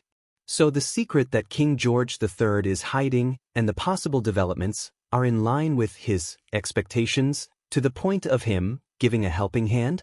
Once the tide of the times come rushing in, with things not being capable of changing in short time spans, he will be able to become a god? In that case, engaging in a deep investigation of the Great Smog is abnormally dangerous.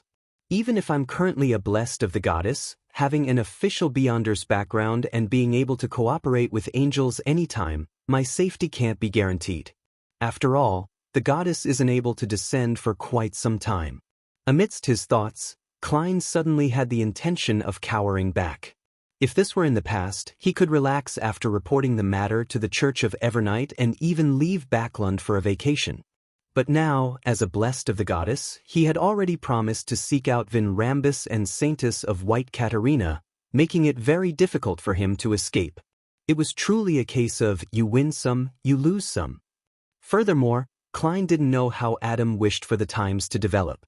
If a great smog of Backlund happened again, he really had no way of extricating himself. There were people he cared about and he yearned for peace. At the very least, I have to know what the king's secret is before deciding what to do. On the second blasphemy slate, apart from the Beyonder Pathways and Sequence Potion, what are the secrets it has? Klein retracted his gaze and made Roselle's diary page vanish. Then he looked around with a calm expression and said with a smile, "You may begin." At this moment, Audrey didn't hide her curiosity. She raised her hand slightly and asked, "Honorable Mr. Fool, is there any special meaning to the cross beside your hand?" If the answer requires an equivalent exchange, you can directly make the request. Klein placed the unshadowed crucifix on the table precisely because he wanted the Tarot Club members to ask. He could then use this opportunity to inform Little Sun and the Hanged Man, who might have a chance of using the cross, of the news. After all, such matters were beneath Mr. Fool to expect him to raise them. Therefore, he smiled at Miss Justice. "This question is nothing. It's something left behind by the sun god of ancient times." Sun god of ancient times? Ancient sun god? The creator that the City of Silver believes in? This cross actually has such origins? A captain of the Royal Guards who's just a sequence 5 or 6 actually had a relic of the ancient sun god on him? Isn't that too much a coincidence? Furs couldn't believe her ears when she heard Mr. Fool's answer. At this moment, the Fool Klein mentioned in passing, its level isn't too high, corresponding to an unshadowed. Its greatest use is to eliminate the mental corruption of Beyonder characteristics and help people who have consumed excessive potions to expel the excess characteristics. It will allow those who do not wish to remain in the mysterious world to return to normalcy. This power is rather fascinating. It's no wonder Mr. World once asked me if given a chance, will I be willing to completely leave the mysterious world? Audrey felt that her curiosity was satisfied. Strange. It really is an item that makes me uncomfortable. Emlyn made a judgment as he looked to the side at the sun. Derek was surprised and delighted, having a feeling that he had his dream fulfilled. His dream was to free all the residents of the City of Silver from the curse and return under the sun, and not constantly suffer the madness, pain, and torture. And if such a dream could be fulfilled by the relic inherited from the ancient sun god, the creator who the City of Silver believed in, it would truly appear to be destiny and inevitable. He spoke before the Hanged Man. "Honorable Mr. Fool, can I find a way to trade for this item?" "As long as you pay a sufficient price," Klein said with a slight nod. "Mr. Fool really is the best, the greatest." Derek praised from the bottom of his heart. "As long as a sufficient price is paid." Alger gained inspiration from Miss Magician's rental of the notebook and hurriedly asked, "Honorable Mr. Fool, is it possible to rent the cross for a day or a few hours for a fixed price?" He currently didn't have any plans on renting it. As his wind-blessed potion had digested relatively quickly, he planned on considering the problem of purging the excess characteristic after he consumed the additional Ocean Songster potion. "Yes," the Fool Klein answered simply. "It can be rented?" The Star Leonard had benefited quite significantly from borrowing Lamino's travels previously. After he heard Mr. Fool's answer, he focused, seriously thinking if he had any need for the ancient sun god's relic. A few seconds later, he realized that he didn't have such a need. Not only was the sun pathway good against wraiths and specters, the Evernight pathway was good at it too. Furthermore, when he returned from Tingen to Backland, he had already obtained 4 flaring sun charms, planning to give half of them to Klein, who had provided him the information, keeping the other half for himself. As for purging the excessive Beyonder characteristics and leaving the mysterious world, he didn't need it. He was about to hold the ritual to become a spirit warlock. At this moment, Furs glanced at Zio and felt pangs of regret. She wasn't regretting them sacrificing the cross to Mr. Fool, but rather that she didn't attempt to use her powers or Lamino's travels to record the corresponding powers before sacrificing it. Of course, this was mainly because she was rather timid. Without being able to use an astrologer's means to determine the cross's uses and effects, she didn't dare to rashly make attempts. After all, I can still rent it from Mr. Fool in the future. She tried hard to cheer up. Noticing no further requests, the Fool Klein retracted his grace, gesturing to the Tarot Club members to begin the transactions and discussions. In fact, the unshadowed crucifix had someone who potentially needed it. It was the Fog Sea's strongest hunter, Anderson. This fellow had undergone various experiments after boarding the Golden Dream under Vice Admiral Iceberg's arrangements, doing so in a bid to digest the alien object inside him. There was already a certain level of success, but it wasn't enough to completely eliminate the latent problems. Upon thinking of this, Klein silently mumbled, "I'll get Danitz to ask later." At this moment, Audrey raised a request for a transaction. "Ladies and gentlemen, which one of you has a Dreamcatcher's heart, mind illusion crystal, or an adult mind dragon's complete brain?"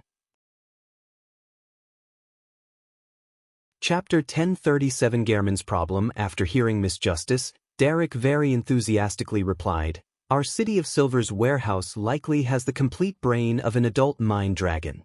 I'll inform you after confirming it when I return." He originally wanted to say that even if there was the complete brain of an adult mind dragon, it was most likely filled with madness and distorted mental corruption, but after seeing the bronze cross, he felt that it wasn't a problem. That simple? Audrey's eyes lit up when she heard that. Her depressed mood from last night had brightened up significantly. Indeed, compared to the outside world where dragons are decreasing in number, the City of Silver, which has a history dating back to the Second Epoch, will likely possess such ingredients. It's mainly because they do not have the higher sequences formula for the spectator pathway, so even with the ingredients, they are of little use. Furthermore, they lack an artisan and are unable to turn beyonder ingredients into mystical items. At times, they'd rather just store them. Many thoughts ran through Audrey's mind as she asked with a faint smile, "If you do have it, what would you exchange it for?" "I haven't thought of it." Derek felt a little embarrassed as he raised his hand and scratched the back of his head. His main goal now was to obtain the creator's relic from Mr. Fool, but he didn't have anything of equal value. In the past, he would definitely be worried, but now, he quickly came up with an idea despite his worries. He decided to ask the chief because he was certain that the chief was interested in the creator's relic.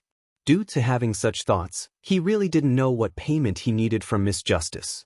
He planned on figuring out the other matter before telling her. "Alright, confirm it first. It's best if you can check if there's any blood of an adult mind dragon." Audrey didn't press as she nodded gently. It was the hardest supplementary ingredient she needed in the Dreamwalker potion formula. Audrey immediately looked around, indicating that she was done. "You don't have to look at me. Although I do have some savings, there's nothing I wish to buy. It mainly has to do with teacher not having given me the Traveler's potion formula. Among the first 5 sequences of Apprentice, I like Traveler the most. I've always been looking forward to heading to different places to take in their vistas and delicacies. But thinking of the long journey, the crowdedness or crude transportation tools, and the inns whose level of hygiene is questionable, I'll definitely be obstructed by all the bulky baggage. After I become a traveler, these won't be a problem." Furza's thoughts gradually wandered as she fantasized about her future life. Zio pondered for a moment and said, "Everyone, please look out for the potion formula for the Arbiter Pathways Sequence 6 Judge and Sequence 5 Disciplinary Paladin." She had a chance of obtaining the Judge formula from her MI9 contact, but she believed that Viscount Stratford's death would definitely cause a storm in Backland, and when that happened, many things might change. Therefore, she planned on getting the Tarot Club to make additional preparations. After all, it was only for them to be on the lookout and not to search for them. Besides, at Sequence 6 and 5, that would make her a quasi-high-ranking member of MI9. For informants in the peripheral to apply for the potion formula, there was a high probability that she needed to undergo a new round of investigations. This wasn't something she could skip because of the contact who had been very friendly to her. To Zio, who was anxious to advance to a high-sequence beyonder and figure out the secret of the king, she undoubtedly couldn't place her hopes in the military. "All right." Alger was the first to reply. Due to the influence from the royal family and the military, the Church of Storms likely had some of the potion formulas of the Arbiter pathway. Of course, this wasn't something a Sequence 6 captain responsible for acting as a pirate would know. He only had a chance of knowing them after he officially became a Sequence 5 and was summoned back to the church or was assigned to deal with more important missions. Following that, Catlia said, The potion formula of the Arbiter pathway is strictly controlled by the Lone and Phaenopotter royal families and military. They seldom appear in the wild. However, I can try to help you obtain it, but not able to guarantee you success. Also, if you need it, I can provide you with a Judge Pathway's mystical item. After its shattering and reformation, it will become the corresponding main ingredient. When she mentioned the words shattering and reformation, Katlia subconsciously thought of turning her body sideways as a hint to misjudgment that she could seek Mr. Fool's help, but ultimately she held back. As for the method to obtaining the potion formula, it was actually very simple. It was to take the initiative to listen to the ravings of the hidden sage and accept the knowledge he imbued. At sequence 4, her level of tolerance as a demigod had undergone a qualitative change. However, the hidden sage was definitely not an existence that lacked intelligence. He could attach negative influences in the knowledge in his ravings, and even send his powers down from above, corrupting the listener. Therefore, such actions were still dangerous. Katlia had the courage to attempt it, not because she was rash and overly confident, but because she was a member of the Moses Ascetic Order. As an ancient organization that believed in the hidden sage, the Moses Ascetic Order's upper echelons had gradually found a relatively safe method to listen while under this existence's influence. Likewise, the hidden sage didn't have a ridiculous level of malicious intent towards members of the Moses Ascetic Order. He seldom brought harm, and most of the time, he was simply imbuing knowledge and letting them pursue his believers. To her, as long as she controlled the frequency and quantity, she could obtain knowledge from the hidden sage in a rather safe manner. As for the tiny influence and corruption that came with it, she suspected that the process of entering the area above the gray fog every time she participated in the tarot gathering allowed them to be eliminated in a natural and simple manner. The only problem was that the knowledge she received each time wasn't something under her control. It depended on the hidden sage's mood and thoughts at that particular point in time. In a sense, this was a passive and irresistible secret deed ritual. As for the Judge Pathway mystical item that she was willing to provide, it came from the Fog Sea's strongest hunter Anderson, a button. After she became a demigod, some of the items she held had little use. One of them was the button. After hearing that, Zio didn't hesitate to agree. All right, I'll consider purchasing it after obtaining the Judge Potion formula. I hope I can raise my sequence again by then, allowing me to use the Gray Fog's powers that isn't just close to the level of an angel, but that of an angel. Only then can I shatter items and let the characteristic reform. Otherwise, I'll still have to bother Ma'am Ariana or Will Septon. Yes, if Mr. Azek were to awaken, things would be a lot simpler. I wonder if the unshadowed crucifix can purge an item's beyonder characteristic out. I don't think it will work. It can't coexist with those items, preventing them from even coming close. Other than this restriction, it should be possible in theory. I'll later try to use the Gray Fog's powers to force the unshadowed crucifix to be bound to other mystical items. Klein, who was listening by the sidelines, thought. After discussing Misjudgment's matter, the other members didn't seem to have any needs to make a transaction. Leonard had already covered up the weaknesses of his mystical item. Alger was working hard to become legal. Derek was only thinking of the creator's relic. Emlyn and Katlia had just advanced recently, so they had nothing they needed for now.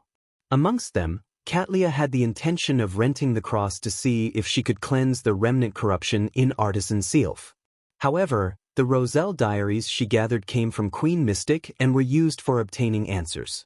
She believed she was temporarily unable to produce anything that would gamer Mr. Fool's interest.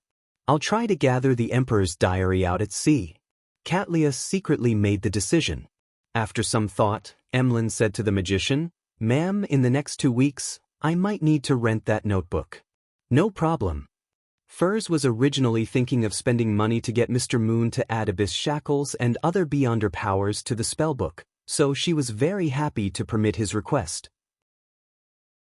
This meant not only would she not be spending money, but she would even earn some money. At this thought, she couldn't help but add, "Try not to record full moon." She would be very troubled if Lamino's travels' powers were mainly filled with full moon. While Emlyn nodded in agreement, Alger interrupted as though in thought. Is the Sanguine's hunting of the key members of the Rose School of Thought about to begin? Yes. Emlyn didn't hide the truth at all. Once the plan is finalized, I'll get everyone to provide me with suggestions. No problem. The first to answer wasn't the Hanged Man, but the World Gairman Sparrow, who had been sitting silently at the bottom end of the long bronze table. He's interested in this? Not only did Emlyn think this, but the other members also had the same idea no matter how slow they were.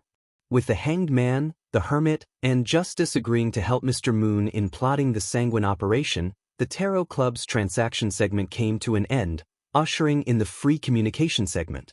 The World Gairman Sparrow sat up slightly and looked at the star Leonard. Help me ask if that person has seen the second blasphemy slate. Blasphemy slate? Audrey and the other members immediately grasped the peculiar term. They immediately had astonished thoughts. The second blasphemy slate? Mr. Starr isn't as simple as he appears. He knows someone that has seen one of the most important items in mythical legend. Other than his identity as a member of the church and official Beyonder, he had other secrets. No wonder he has joined the Tarot Club. Leonard jumped in fright as well, never expecting Klein to raise such a request. After a few seconds of silence, he exhaled and said, "Okay."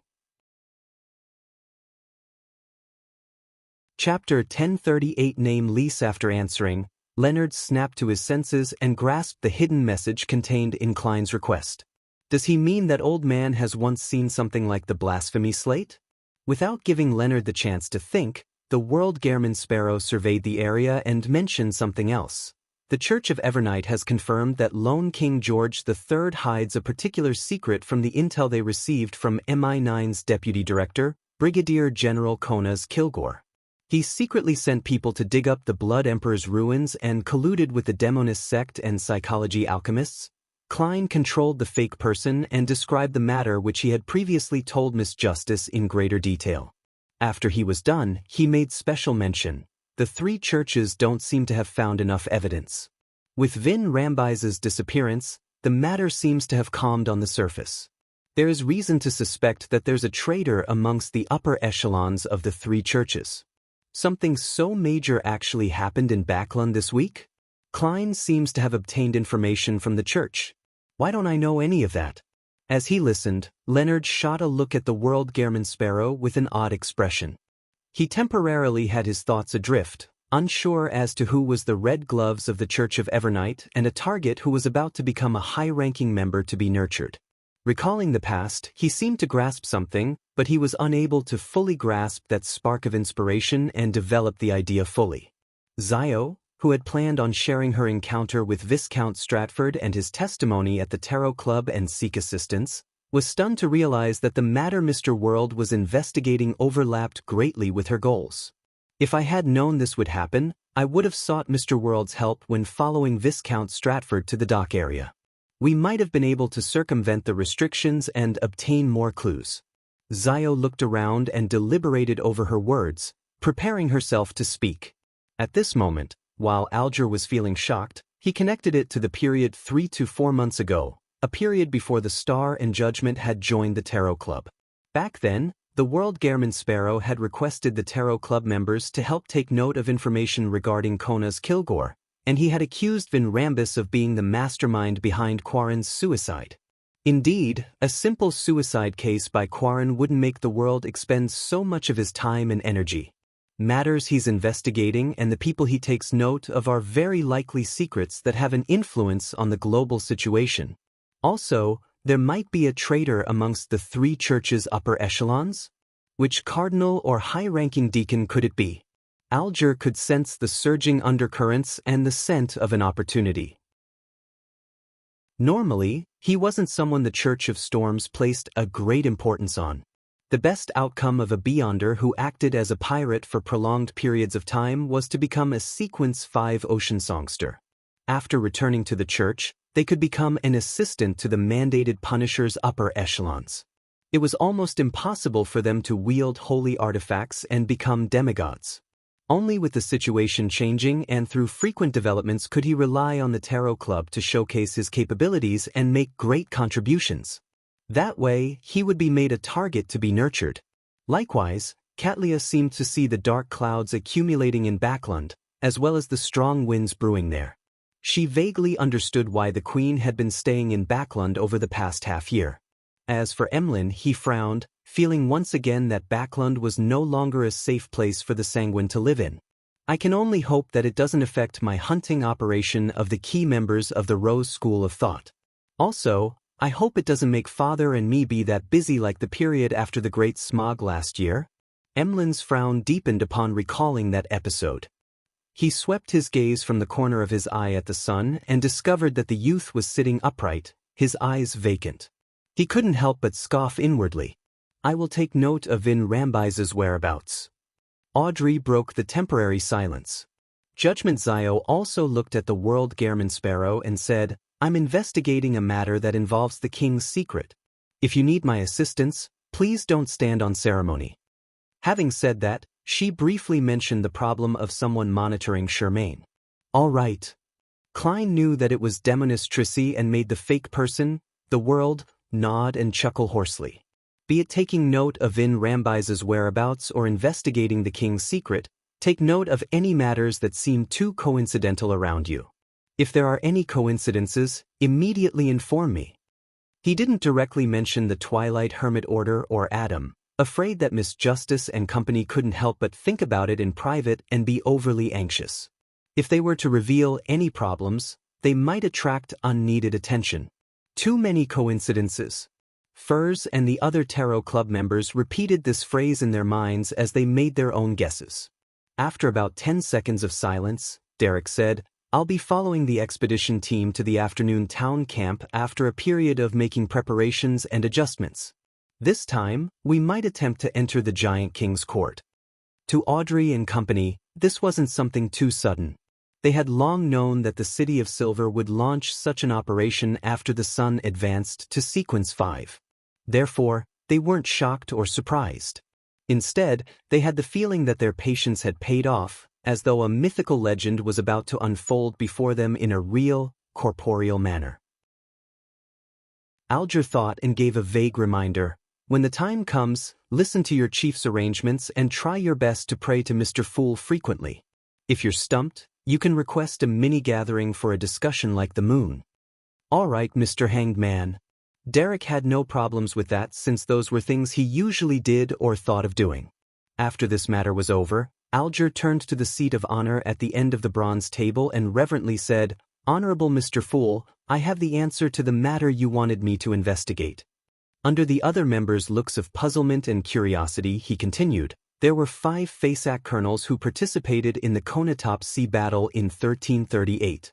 2 of them died in battle, and 1 died 2 years ago due to excessive drinking after being discharged due to age. 1 was promoted to Commodore and was transferred to the Imperial Navy College and became its Vice-Chancellor. 1 became a Rear Admiral and is currently serving as Commanding Officer of the Faceac Subjugation Fleet's 2nd Squadron.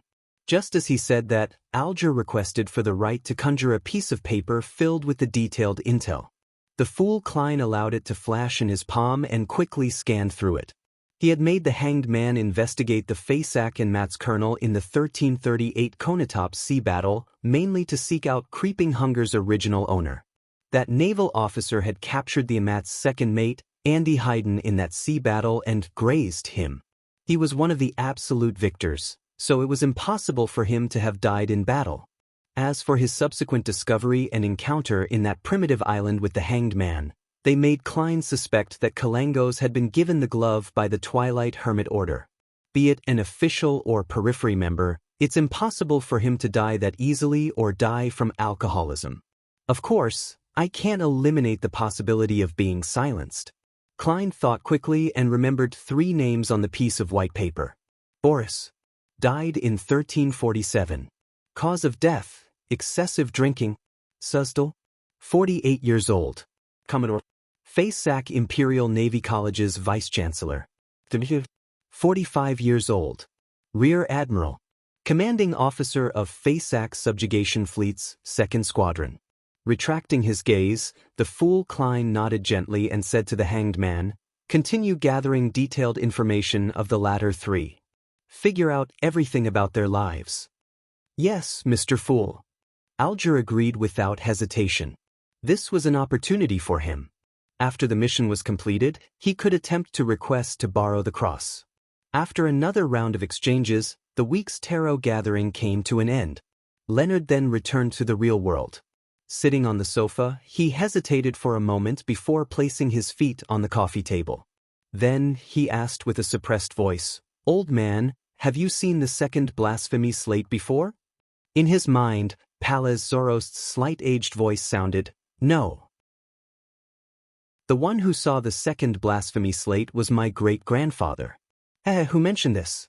Leonard didn't answer Palaz Zorost's question as thoughts resonated in his mind. The blasphemy slate really exists. Old man's great-grandfather had seen the second blasphemy slate. No wonder, he could become an angel. After a few seconds, Leonard asked curiously and expectantly, "Old man, do you know the potion formula of Night Watcher?" Palaz Zorost immediately scoffed. "Naive. According to my great-grandfather, it was an urgent situation and a limited opportunity. The blasphemy slate could disappear at any moment. Any smart person will know to grasp a complete beyonder pathway before looking at the rest. In addition, the knowledge of the blasphemy slate appeared in its essence and not in textual form. Everyone who saw it needed some time to interpret it. When the blasphemy slate was taken away, not everyone managed to memorize a complete beyonder pathway, so how could they care about the others? I do have quite a number of potion formulas of the other pathways, but they were slowly gathered by the family over long periods of time. There aren't many high-sequence formulas among them." "Is that so?" Leonard chuckled dryly and asked, "Who took the second blasphemy slate away?" Palaz Zorost fell silent for a second before saying, "If my great-grandfather's description isn't wrong, that should be King of Angels Adam." "The 7 deities, no, it should have only been 6 deities back then, didn't participate in this matter?" Leonard pressed in puzzlement. Palaz Zorost laughed in an ambiguous manner. "At least not on the surface." Chapter 1039. Hope. A bolt of lightning streaked across the deep, dark sky, illuminating the entirety of the City of Silver. However, it didn't last too long, and it soon disappeared into the darkness, returning the world to its pitch-black state. After Derek Berg opened his eyes, he immediately got off the bed and dashed for the door. He slowed down his pace as he walked, his expression clearly conflicted. How should I mention the Creator's relic to the chief? Directly tell the chief that an item has caught my eye? No. Although, according to Mr. Hanged Man, the chief has a tacit understanding towards such matters, I can't be too direct. Derek was always a thin-skinned youth. Even when his parents were alive, he seldom made requests for items. He paused in place, seriously trying to recall the discussions with Miss Justice, Mr. Hanged Man, and the rest of the Tarot Club members, hoping to imitate them and find a reasonable excuse. After simulating the possible developments all day, Derek bit his lip and decided to be direct. Carrying Thunder God's roar, he pulled open the door, entered the streets, and headed for the Twin Towers that was north of the city. Along the way, many City of Silver residents came out of their houses, wearing smiles as they gathered at the training field. This period of time was the harvesting season for black-faced grass, a festival for the City of Silver to offer sacrificial offerings to the Creator. It was also one of the rare days when people could feel happy deep down in a darkness with harsh survival conditions. Seeing Seamdren who were skipping about and adults wearing black-faced grass amulets and rings while hearing their discussions and singing, Derek's heart calmed down as his footsteps grew firmer. Coming to the spire of the Twin Towers, he passed the message and met the chief of the 6-member council, Colin Iliad, in a particular room at the top of the tower. This demon hunter was messy and grizzled as always, having not put effort into combing it. The wrinkles on his face were rather deep, leaving behind either deep or distorted old scars. His light blue eyes were deep with experience as though they could see through a person. After Derek saluted him, he nodded and said, "How's your grasp of the Priest of Light potion?" This was referring to the spirituality convergence and the corresponding familiarity with the various theurgical spells. Derek answered in a frank manner, almost grasped it. Yes, there's no rush. The other members of the expedition team have yet to make preparations. They still need a certain amount of time, just like Lovia. She's gathering and searching for the ingredients needed for her advancement. Colin Iliad gave a casual mention. Indeed, Elder Lovia will also participate in the expedition to the Giant King's court. She's trying to become a demigod. Derek was taken aback as he asked without hiding anything, Elder Lovia has the subsequent potion formula? This was a problem that had plagued this shepherd elder all this time, preventing her from becoming a demigod for years. Colin gave an affirmative answer, but he didn't provide an explanation. He instead asked, "Is there something this time?" Derek turned anxious when he heard this. He didn't make a request, but rather directly said, "Your Excellency, I discovered a relic of the Creator. It corresponds to the sequence 4 unshadowed of the Sun pathway." The tall and muscular Colin in a linen shirt narrowed his eyes as the look in his eyes changed. Those complex and indescribable emotions made Derek freeze on the spot, causing him to momentarily forget what he was about to say next. Amidst an indescribable silence, Demon Hunter Colin said in a deep voice, "Relic?" Derek's pupils constricted as he realized that he accidentally mentioned something of great significance. He had felt pained that the Creator had been eaten for a very long time, knowing that he had completely fallen, never to return again. This made him develop the illusion that it was common sense. Faced with the chief's question and gaze, Derek fell silent, momentarily at a loss for an explanation. He hesitated for a few seconds and finally opened his mouth with great difficulty. "Yes, relic. The kings betrayed the Lord." He subconsciously used the term the ecclesiastic at Afternoon Town had used in referring to the kings of angels. Colin looked at Derek, his light blue eyes seemingly losing focus temporarily. This demon hunter remained silent for a long while, and after nearly a minute did he calmly say, "Got it." His voice subconsciously turned deeper. He didn't ask where the relic of the Creator that Derek had discovered, or what it looked like and what its use was. His eyes regained their depth as he didn't continue the topic. Instead, he said, "You've already become a Sequence 5. You have the right to know what holy sealed artifacts the City of Silver has. Once you're able to converge your spirituality and fully grasp the theurgical spells, I'll give you the corresponding information and take you to the place where they're sealed. If you have an affinity with one of the holy sealed artifacts and can reduce its negative effects, you can wield one." The affinity he mentioned here referred to the similarity between Derek's psyche and the remnant high sequence Beyonder's psyche mark on the sealed artifact. It could reduce the terrifying negative effects by deceiving it to a certain degree. In the City of Silver, there wasn't a lack of common Beyonder characteristics and ingredients.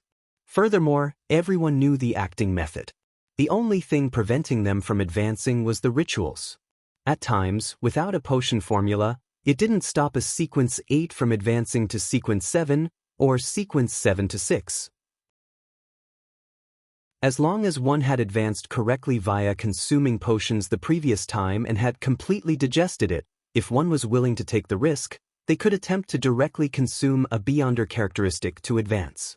The chances of success weren't too low, but from Sequence 6 to 5, without the help of a ritual, the chances of success were very low. Therefore, in the City of Silver, there were a lot of Sequence 6 Beyonders, but Sequence 5 and up became rare. It was a level that earned serious considerations. Why did the chief suddenly mention this? He means that I can choose a wholly sealed artifact to exchange for the Creator's relic. I haven't even mentioned this yet. Yes, I'll first offer the information to Mr. Fool and see which item will please him. Derek was stunned for a moment before he came to a realization. He nodded heavily. "Yes, Your Excellency." He didn't say anything else as he bade farewell and prepared to participate in the harvest. Demon Hunter Colin watched his figure disappear as he slowly walked to the window and cast his gaze at the altar near the training field. There were already many people gathered there. They were circling the Creator's altar, and they were using ancient dances to please the deity. Others were singing praises of the mighty existence. They had obvious smiles on their faces, their eyes brimming with hope and anticipation. It was as if the Creator would return if they held on for a few more years, and all hardships would come to an end. Such expectations had been repeatedly shattered in the past 2 to 3 millennia, but it rose up, again and again, to support their hearts in resisting the despair and burdens. Colin Iliad stood by the window and watched intently. Backlund, Clun Street. After returning from above the grey fog to the real world, Klein's heart felt heavy. Emperor Roselle's diary page allowed him to understand the secrets of the Spectator. He understood how dangerous it would be for him to continue investigating the king. Even with the Church of Evernight and the goddess's blessings, it wouldn't be completely safe. It mainly has to do with the goddess's digesting of the death pathway's uniqueness. She won't be able to descend for quite a long period of time. I hope the Lord of Storms and the God of Steam and Machinery can react in a timely manner at the critical moment. Regardless, with Mam Ariana, Will Oseptin, and Palaz Zorost, even against a king of angels, it isn't an outcome that spells certain doom. Even if I were to die, they still have a chance of grabbing my corpse. The longer I hold on, the higher the odds of my survival will increase. Klein relieved his stress by making a self-deprecating comment. Previously, above the grey fog, he had already decided the focus of his investigation. It was to pursue Saintess of White Katerina and Demoness Trissy, whose current sequence was unknown. As for Vin Rambus, as long as he didn't take the initiative to contact Miss Justice, he wouldn't try to seek him out, otherwise, he might encounter an accident he couldn't fend off. On the one hand, I'm waiting for Miss Judgment's feedback, and on the other hand, I should try to see if I can find Vice Admiral Ailment. By using their blood connection, I can try to lock onto the Saintess of White. This isn't too realistic. The 3 churches will definitely come up with this method, so the Demoness sect will definitely counter this. I'll later get Danitz to search for items related to Vice Admiral Ailment, and I'll use the Grey Fog's ability to interfere and screen. Yes, I'll also ask him about Anderson. This isn't too pressing. The unshadowed crucifix is still being experimented with. Klein retracted his thoughts and got out of bed. He had already used the Grey Fog's suppression to bind unshadowed crucifix and the mystical item, Broken Finger, together. He wanted to see if the Beyonder characteristic would be purged. After resting at home for a while, Klein changed his clothes and went out with his valet, Enuni. He planned on praying at St. Samuel Cathedral before visiting the Lone Charity Bursary Foundation. This valet wasn't actually the winner, but Kona's Kilgore. The real Earl of the Fallen had been turned into flesh with the flower of blood and was hiding inside the Earl of the Fallen's stomach. Backlund's weather these days was often gloomy. The gas lamps lining the 2 sides of the road had yet to be lit up, but the houses on both sides of the street had already been lit up. Klein watched all of this expressionlessly. He rode his carriage from Backlund Street to Phelps Street. He first headed to St. Samuel Cathedral to pray before he wore his top hat and cane and walked to the Lone Charity Bursary Foundation. As he approached the door, he heard a ringing sound. He saw Miss Audrey riding a modified bicycle which didn't have a horizontal bar and was rather exquisite. She had come out from an alley. She was wearing a plain white dress and a pair of black leather shoes. Her blonde hair was tied up as her green eyes were peeled on the road. Sitting on the seat harness behind her was a golden retriever who could maintain her stability no matter how much the bicycle shook. Upon noticing the elegant gentleman with white sideburns, Audrey smiled brightly and greeted in a cheery tone, "Good morning, Mr. Dantes." "Good afternoon, Miss Audrey. You seem to be in a good mood?" Klein watched as she hit the brakes and used her foot to support herself. Audrey pursed her lips as her smile brightened a little. "You're right. I am indeed in a good mood. After riding this for a while, all my troubles have disappeared." Chapter 1040 The Tranquil Surface of the Sea Not Bad. A spectator's ability to adjust their own emotions are rather impressive. Klein commented inwardly as he looked at the golden retriever on the back seat of the bicycle. He then sized up the bicycle that looked different from the bicycles on the street. He casually asked, "Is this a new bike designed specially for women?" "What do you mean specially designed for women?" "If you wish to ride it, you can too," Audrey replied with a smile. I only told the people at the bike company that they needed to consider the requirements of the different demographics. This is their latest product they designed. It has yet to be industrialized. I was given a prototype to give them some feedback. An excellent idea, Klein praised with a smile before asking thoughtfully, "Do you know the owner of the Backlund Bike Company?" Audrey's eyes narrowed a little as she answered, "Of course, I'm one of the major shareholders of the Backlund Bike Company." Major shareholder? I almost forgot about that. She ultimately succeeded. Klein seemed to understand something as the corners of his lips curled up slightly as he shook his head in a self-deprecating manner. I see. My imagination still isn't good enough. How is it? How does it feel after riding it? Audrey held the bicycle's handles and darted her eyes about slightly, recalling as she said, "It's great. It's very suitable for women." "Honorable lady, that wasn't what you said a moment ago." Klein pricked his brows, but he didn't interrupt the girl. Audrey smiled and continued, "To me, it can help me adjust my mood and relieve stress. It's like riding a horse. However, that requires special equipment, and I have to do it at the horse ranch in the suburbs. It's impossible to get the horse to gallop at full speed at home or on the streets. It lacks that feeling, but bicycles don't have that problem. I can even head into the alleys which horse carriages can't enter. It allows me to take in different sights. Just now, I rode past a house and saw their garden blooming with flowers. It made me feel especially happy. Oh, when I encountered other people on bicycles, I feel very happy too. They work hard to live, carrying that little bit of hope. Although they're busy and in a rush, they don't appear listless. All right, don't laugh at me. I know you want to say that those who can afford bicycles are definitely not those at the lowest rungs of society. I'm just happy for them.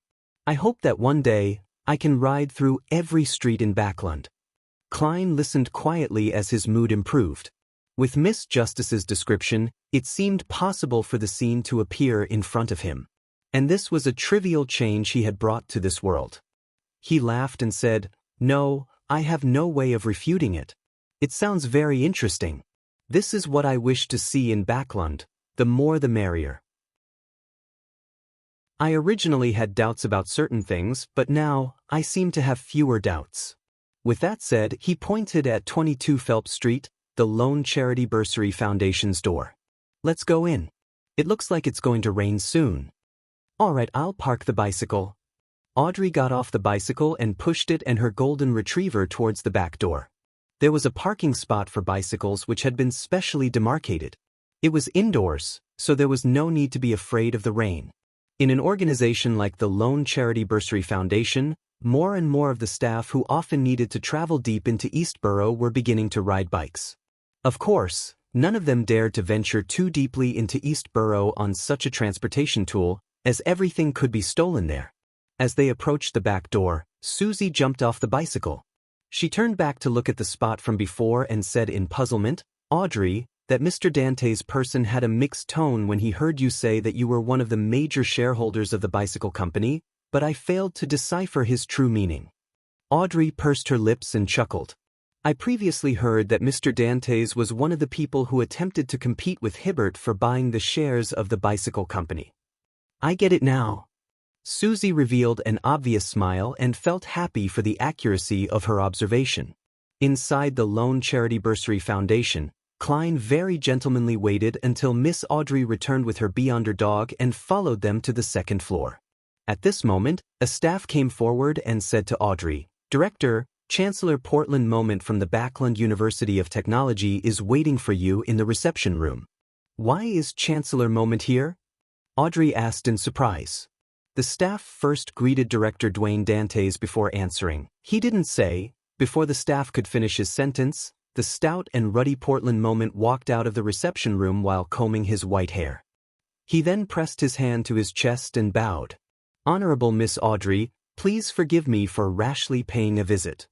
In Lone, after getting to know each other, they greeted noble ladies by their last names and greeted the young ladies by name. "It's my pleasure," Audrey replied politely. Portland Moment was a chancellor who paid more attention to academics. Without any further flattery or pleasantries, he bluntly said with a smile, "This is the thing. I wish to add a mechanical laboratory to our technical university. The goal is to invent and promote various mechanical technologies that aids businesses and daily life. I wonder if you're interested in donating or investing in them. Hedwig, how about it? Do you have any thoughts of working together? Don't worry, I'll definitely get a grant from the Higher Education Commission. It's a very good idea, but Backlund and the entire kingdom might be falling into a maelstrom afterward. Klein was a little dazed after hearing Principal Moment's words. Audrey nodded slightly and said with a smile, "It sounds interesting, but I need to see more information. This is a responsibility for myself and my responsibility towards you." "I think so too," Klein added. Portland Moment chortled heartily. "No problem. I'll arrange the information when I get back." In the Fog Sea on the Golden Dream, Gehrman Sparrow is actually concerned about Anderson's situation. Also, what's the meaning of searching for items related to Vice Admiral Ailment? Many pirates are wildly going after something similar, but they have succeeded. Danitz, who had received Gehrman Sparrow's message, was completely puzzled. But regardless of his puzzlement, he thanked Mr. Fool seriously and carefully. Following that, he put down his fishing rod and turned to enter the cabin, heading straight for the room where Anderson was residing. He knocked on the door and opened it in one fell swoop. With his arms crossed, Danitz stood at the door and said to Anderson, who was composing a portrait, "How is it? How's the digestion of that thing in your stomach?" Anderson put down his brush, glanced at Danitz, and replied heavily, "It already knows how to call me Daddy." Danitz subconsciously took 2 steps back. Anderson immediately returned to his relaxed state as he said with a smile, "Just joking. It's not bad. Your captain has ideas and the drive. The only problem is that we've met with failure too many times. The object in my stomach has been isolated. It won't affect me for a long time." As he spoke, he rubbed his belly. Danitz pricked up his brows and curiously asked, "There was originally some sort of effect?" Anderson sized up Danitz a few times. "You should have heard that some Beyonder characteristics or potions will seep into items that are in prolonged contact with them and transform them into sealed artifacts that are difficult to use. However, a human's body is just a relatively special item. At times, I really do suspect that you obtained Beyonder powers through contact with potions and not through consumption. That's why your brain has rotted." In the past, Danitz would definitely be furious, but now, all he did was chuckle. In other words, if you don't isolate it, the thing in your stomach will gradually fuse and reconstruct your body, including your brain? Anderson was amused when he heard that. "Very good. Continue, don't stop. I think you can attempt to advance to sequence 6. Yes, you're usually very skilled at setting up fires." Danitz replied disdainfully, "I'm only lacking in the ingredients." Thinking of Gehrman Sparrow's instructions, he pressed unwillingly, "How is the matter supposed to be dealt with after its isolation?" Anderson stroked the first button of his shirt as he chuckled. 2 possibilities. 1 is to seek the help of a demigod, such as an unshadowed, allowing the object to seep out bit by bit. In this aspect, your captain knows someone who can do it. The only problem is that my Beyonder characteristic might be purged while purging that object. It will drop my sequence and even turn me into an ordinary person. The second line of thought is to think of a way to obtain the Iron-Blooded Knight potion formula. Prepare the corresponding ritual and supplementary ingredients and see if there's a way to accommodate that object and use it to become a demigod. That sounds very dangerous. Danitz gave an objective assessment of the second line of thought. Anderson's smile became more obvious. "Indeed, this is very dangerous. I don't even know if it will work. But don't you think it's interesting to have such a challenging task? At least, this is more consistent with my aesthetic judgment than the first method." Danitz shook his head seriously and said, "No." Following that, he asked in a provocative and probing manner, "Don't you have a large inheritance? No wealth? I can bring back your ashes." Anderson wasn't annoyed at all as he solemnly nodded. "When the time comes, you can consider eating my ashes directly. Why isn't it possible to provoke this guy at all?" The corners of Danitz's mouth twitched as he decided to give up. He wanted to seek the captain and ask how he could obtain items related to Vice Admiral Ailment. Late at night at 160 Backlund Street, just as Klein was about to sleep, he saw Miss Messenger walk out while holding 4 blonde, red-eyed heads in hand. One of them bit on a thin envelope with a letter stuffed in it. "Who's it from?" Klein asked out of habit as he extended his hand to receive it. Rionette Tinker's 4 heads spoke one after another. "Sharon, who doesn't like nicknames?" Chapter 1041 King's daughter Sharon who doesn't like nicknames? How did she know? She's interacted with Miss Sharon before? Upon hearing Rionette Tinker's answer, Klein was first taken aback before questions emerged one after another in his mind. From his point of view, a messenger and a mailer wouldn't communicate under normal circumstances. The entire process would be the messenger's appearance, the retrieval of the letter, and its departure. Besides, when did Miss Messenger need to obtain the permission of the other party when she gives nicknames? Did Frank Lee and Patrick Bryan agree to it?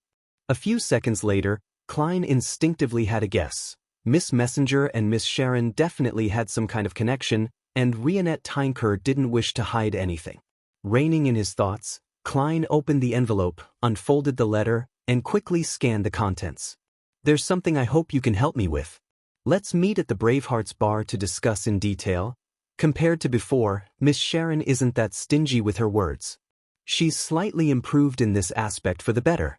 Is this a change that resulted from a demigod advancement?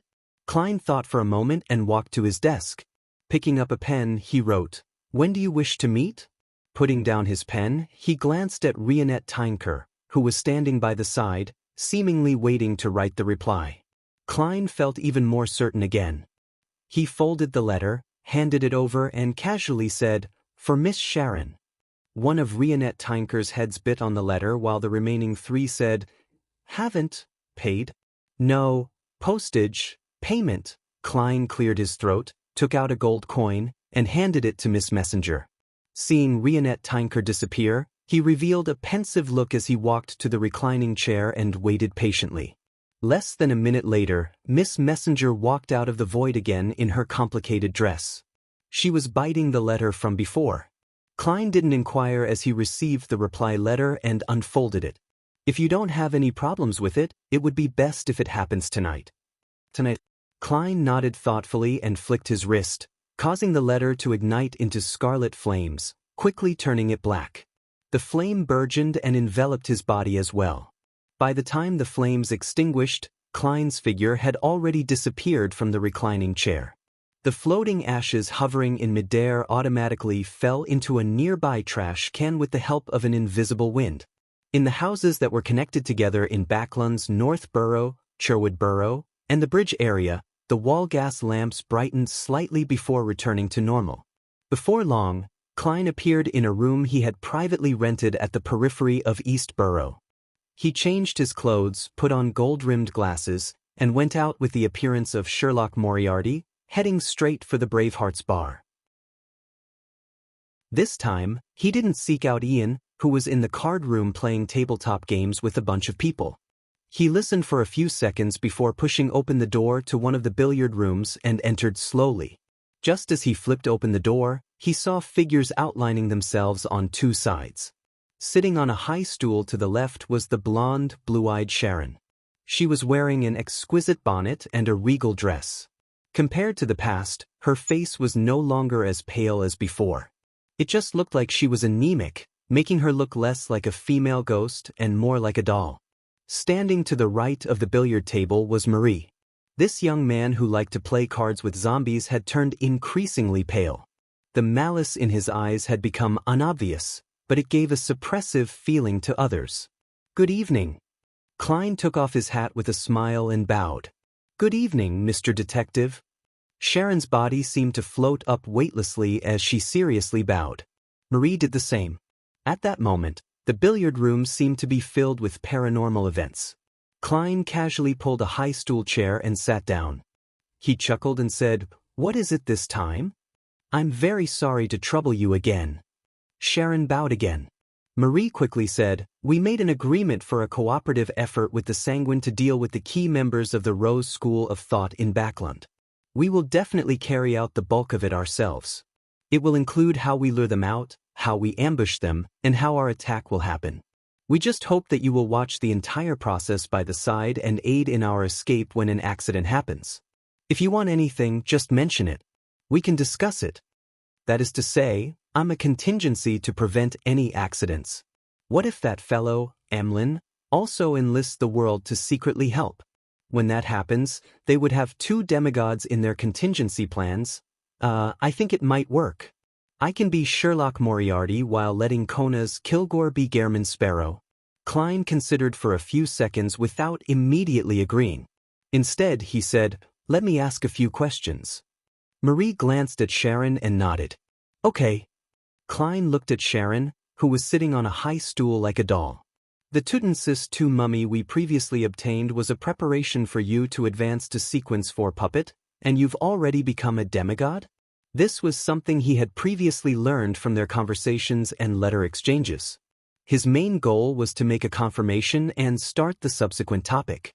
Sharon quietly looked back at him as she said with an ethereal and inhuman voice, "Yes." Klein nodded slightly and directly asked, "What's your relationship with Rionette Tynker?" Sharon's blue eyes darted about almost indecimably as she said, "She is my teacher." She. Although Klein already had some guesses, he nearly drew a gasp. He felt his head aching. In the blink of an eye, although his expression remained the same, countless thoughts were bubbling in his mind. Miss Messenger was originally an angel? I'm actually using an angel as a messenger? Isn't that too exaggerated? She is even Miss Sharon's teacher? It probably wasn't that simple when she requested to be my messenger. From the looks of it, she definitely isn't on the same side as the Mother Tree of Desire. Miss Messenger signed the contract with me because the Mother Tree of Desire was coveting me? No, that she is bound to be my enemy? It's no wonder Miss Sharon was able to obtain the puppet potion formula and the corresponding ingredients with the help of her teacher. As his thoughts raced, Klein decided to ask another question. He wanted to use the process of Miss Sharon's or Marie's replies to calm his emotions. He deliberated and said, "What's the exact situation?" This time, it was still Sharon replying. Compared to Horomic's mechanical dolls, she appeared more lifeless as she calmly said, "Early in the 5th epoch, death perished. There was resistance stirring against the Balam Empire in places like the southern continents, Star Highlands, and Paz Valley. During this process, the chained god appeared, and the Rose School of Thought was born. My teacher was originally the daughter of the ruler of the local highlands, but she later became the blessed of the chained god, assisting her father in establishing the Highlands Kingdom. Later on, she became a Sequence 2 angel, one of the leaders of the Rose School of Thought. She advocated temperance and using austere and few desires to resist the madness in life. About 922 years ago, the Son of God, Sua, was born. Everything began to change as the indulgence and bloody rituals gradually took over the dominating faction. At first, Teacher was barely able to maintain it, preventing the temperance faction from being affected. However, as time passed, the influence of the Mother Tree of Desire grew. Sua also successfully advanced a few years ago, becoming a true abomination. An internal war broke out. Teacher protected us as we escaped from the highlands, valley, and grasslands. I watched her fall under the siege of Sua and the other high-ranking members. However, she didn't completely die because of prior preparations. She resurrected in a special state in the spirit world and now yearns to complete her body. Does that so? In other words, Miss Messenger is currently, in essence, an angel without the corresponding powers. She is in a weakened state. It's no wonder she wasn't able to easily deal with the Rose School of Thought demigod, Shanks. Wait, although there are many angels cooperating with me, why are they all incomplete or weak? Apart from Ma'am Ariana, all of them are in such states. Mr. Azek, Palaz Zorost, Will Oseptin, Miss Messenger. Is there a problem with my title as the Fool? Are they all waiting for me to give them the charms corresponding to Scholar of Yore? Klein came to a realization as he felt rather poignant. He didn't ask why Rionette Tinker still desired money, as he thought for a moment before saying, "Miss Sharon, the Rose School of Thought definitely has no lack of the puppet potion formula. After you obtain the Tutensis II mummy, they would likely view you as a demigod." In addition, Ma'am Rionette Tinker had once appeared before the Rose School of Thought's demigod and engaged in a battle with them. This also means that the Rose School of Thought definitely knows that she is alive, and they would not be prepared against her. And your relationship as master and disciple with her is no secret to them. In such a situation, isn't it a little too naive to use yourself and Marie as bait to fish out the key members of the Rose School of Thought in Backland? Do you think they will only send 1 or 2 demigods to deal with you? Up to what degree of help can the Sanguine provide? Also, I previously mentioned that due to one of my identities, the Mother Tree of Desire places a great deal of importance on me. Even Abomination Suo was sent to attack me. And your teacher's cooperation with me is something they are similarly aware of. Summarizing all these points, if you and Marie appear, the kind of assault you would invite is unpredictable. Having said that, Klein's expression turned serious as he asked, "Do you wish to cause a divine descent in Backland?" The entire billiard room instantly turned abnormally quiet, but there weren't any changes to Sharon's expression. Chapter 1042 Plan from a different angle. After a few seconds, Sharon calmly replied to Klein, "It's not bait, but a ploy to lure them out." Just as Klein was about to ask what the difference was, Marie explained in detail. "Back when we were pursued by the Rose School of Thought, we discovered that they had quite a number of members in Backland. However, due to our lack of strength and our fear of traps, as well as to not attract the attention of the church, we didn't take any action against them. This time, we plan on attacking one of the more important ones. We'll deliberately miss some out, allowing the hidden ones to secretly escape and pass the information to the Rose School of Thought's person in charge in Backland. In secret, the Sanguine's demigod will be watching them. Through the message chain, they will find the person in charge. That person must be a key member of the Rose School of Thought. Once he's killed or even captured, we'll take the next step in our operation based on the information we manage to obtain. That's more reasonable. The main point is to use your own understanding of the Rose School of Thought to create a plan instead of using yourself as bait. That's a way to effectively control the situation and not destroy Backland." Klein nodded gently and said, "If that's the case, I can participate." He didn't say that he needed to think about it or return to confirm the level of danger.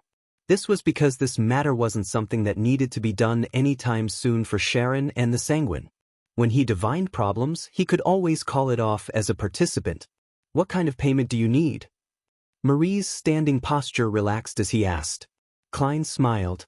"If there aren't any accidents the entire time, I wish to receive 1 instance of free assistance from Ma'am Rionette Tinker. If I have to involve myself in the operation, I can always add the condition of having priority on the spoils of war. You can discuss this with Ma'am Rionette Tinker before writing to tell me the answer." In fact, he was still a little puzzled. He believed that with such a plan, there was no need to seek him out. With Miss Messenger hiding in the shadows, it was enough to prevent any accidents that Sherlock Moriarty could deal with. "There's no need." Sharon, with her exquisite looks and pale face, shook her head gently like a doll. "I can agree to it now." "Has she already discussed it with Miss Messenger?"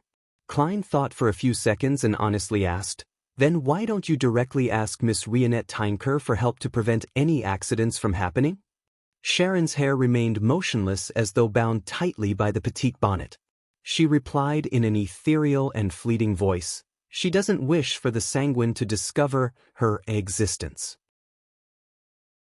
"Is that so?" Klein deliberated for a moment and raised another question. "You advocate temperance, so why are you seeking out the key members of the Rose School of Thought? Is revenge not within the limits of temperance?"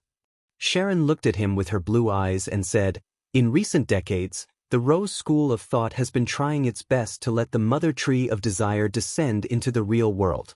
This will bring about an unimaginable disaster. In addition, Teacher also desires her body to be complete. If the Mother Tree of Desire were to descend into the real world, it would be an unimaginable disaster for me. However, what has this got to do with the completeness of Miss Messenger's body? Her body was once torn apart and is being held by different key members of the Rose School of Thought? Or can the body's high-sequence beyonders of the same sequence and their characteristics be made into a part of her through some ritual? Klein mumbled inwardly as he probed, is Abomination Sequence one of the mutant pathway? Then what are Sequence 2 and Sequence 3? He had asked Miss Sharon the first question before, but he had only received a vague answer. Sharon answered without any hesitation. She didn't speak too fast, but her voice remained ethereal and inhuman. I wasn't too sure about it in the past. Now I can confirm that Sequence 1 is Abomination, Sequence 2 is Ancient Bane, Sequence 3 is Cursed Artifact but is now known as Disciple of Silence. Does that mean that you weren't certain when I asked you the last time? That is to say, when you summoned Miss Messenger and reunited with her, you managed to learn more secrets? Klein nodded in enlightenment. I have no more questions. After confirming the time for the operation, write to me. Thank you. Sharon once again floated up and bowed. Marie pressed his hand to his chest and slightly bent his back. There's no need. Klein stood up from the high stool and wore his top hat with a smile. This time, without a smacking sound, scarlet flames rose and engulfed him. Under the night sky, countless lights silently lit up in Backlund, as though they were stars that were covered in clouds descending upon the land. With the few stars twinkling, Klein returned to the rental apartment at the periphery of East Borough. After changing his clothes and preparing to return to North Borough's Backlund Street, he heard a series of illusory pleas. It was from a man. After nodding in thought, Klein immediately took 4 steps counterclockwise and arrived above the gray fog. He extended his spirituality towards the constantly expanding and shrinking crimson star. As he expected, this corresponded to the moon Emlyn. The vampire who was already become a viscount prayed sincerely, Honorable Mr. Fool, I wish to apply for a mini-gathering that includes me, Mr. Hanged Man, Ma'am Hermit, Miss Justice, Mr. World. To Emlyn, these people are the Tarot Club's representatives in intelligence, experience, and knowledge. Per Leonard. Klein chuckled silently as he leaned back into his chair and agreed to Emlyn's request. Above the grayish-white fog, inside the ancient palace, 5 dark red beams of light appeared on both sides of the long bronze table, forming different figures. Mr. Moon, has the Sanguine's plan been finalized? Audrey greeted everyone before asking with interest. Emlyn surveyed the area and frankly said, yes, the detailed plan is this. Through 2 Temperance faction members who escaped from the Rose School of Thought, he recounted the plan Sharon had described to Sherlock Moriarty from a different angle to the world Gehrman Sparrow and Company. When he was done, he said, if we can obtain effective information, we sanguine plan on seizing the opportunity to launch a surprise attack on the Rose School of Thought's headquarters. We hope to take an important item from them. What important item? Katlia asked curiously. This was an item that could spur an ancient faction into an attempt on attacking a secret organization's headquarters. It definitely wasn't simple. Its importance might even exceed that of an ordinary angel, stronger than some Grade 0 sealed artifacts. Emlyn didn't hide anything. It's a holy artifact left behind by our sanguine ancestor. I'm not sure what particular accident led to the Rose School of Thought obtaining it. A holy artifact left behind by Lilith. In the hands of the Rose School of Thought. The sanguine has placed great importance on it. This time, Klein, who was acting as the world Gehrman Sparrow with his true body, had key points flashing through his mind. Then, together with his understanding of many secrets, he quickly had an unconfirmed theory. That might be the key to the Mother Tree of Desire's ability to intrude and control part of the Moon Domain's authority. This is something Miss Sharon and the others didn't mention. The Sanguine have kept things from them as well and have quite great ambitions. Yes, I can't use ambition to describe them. That ancestor Lilith whose identity is unknown seems to have foreseen the chaos from the situation and the coming of the apocalypse. Therefore, the Sanguine was made to change its style and become more proactive, so as to have more things to rely on. This is the acquisition of a life buoy in preparation for the apocalypse. Klein didn't say a word as he listened silently. The others were also taking in the important information that the moon had revealed, and Alger was no exception. He pondered for a few seconds before saying, "In other words, you Sanguine will be hiding in secret this entire operation and won't be targeted by the Rose School of Thought?" "Yes," Emlyn answered rather casually. The Sanguine's plan was jointly decided by Duke Ulmer and Marquis Nibs, as well as a few earls in Backland. Many problems had undoubtedly been brainstormed and reconsidered. Regardless, even if a pig were to live for more than a millennium, it would definitely gain a certain level of wisdom and experience. Alger nodded slightly. "I have another question. How are you so sure that the Backland person in charge of the Rose School of Thought is only a saint? There might be more demigods or even an angel hiding. You should know very well that the situation in Backland is very complicated.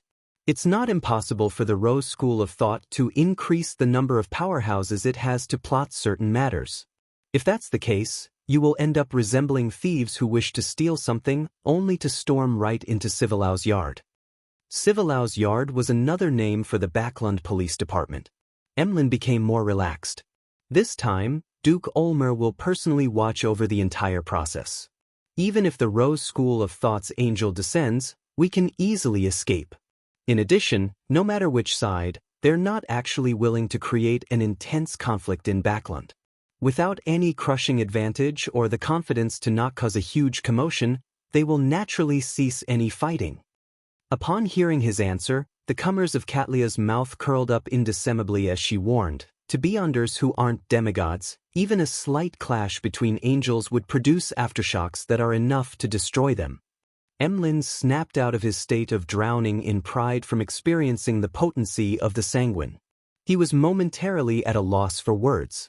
At this moment, Audrey's eyes darted around as though she was thinking of something.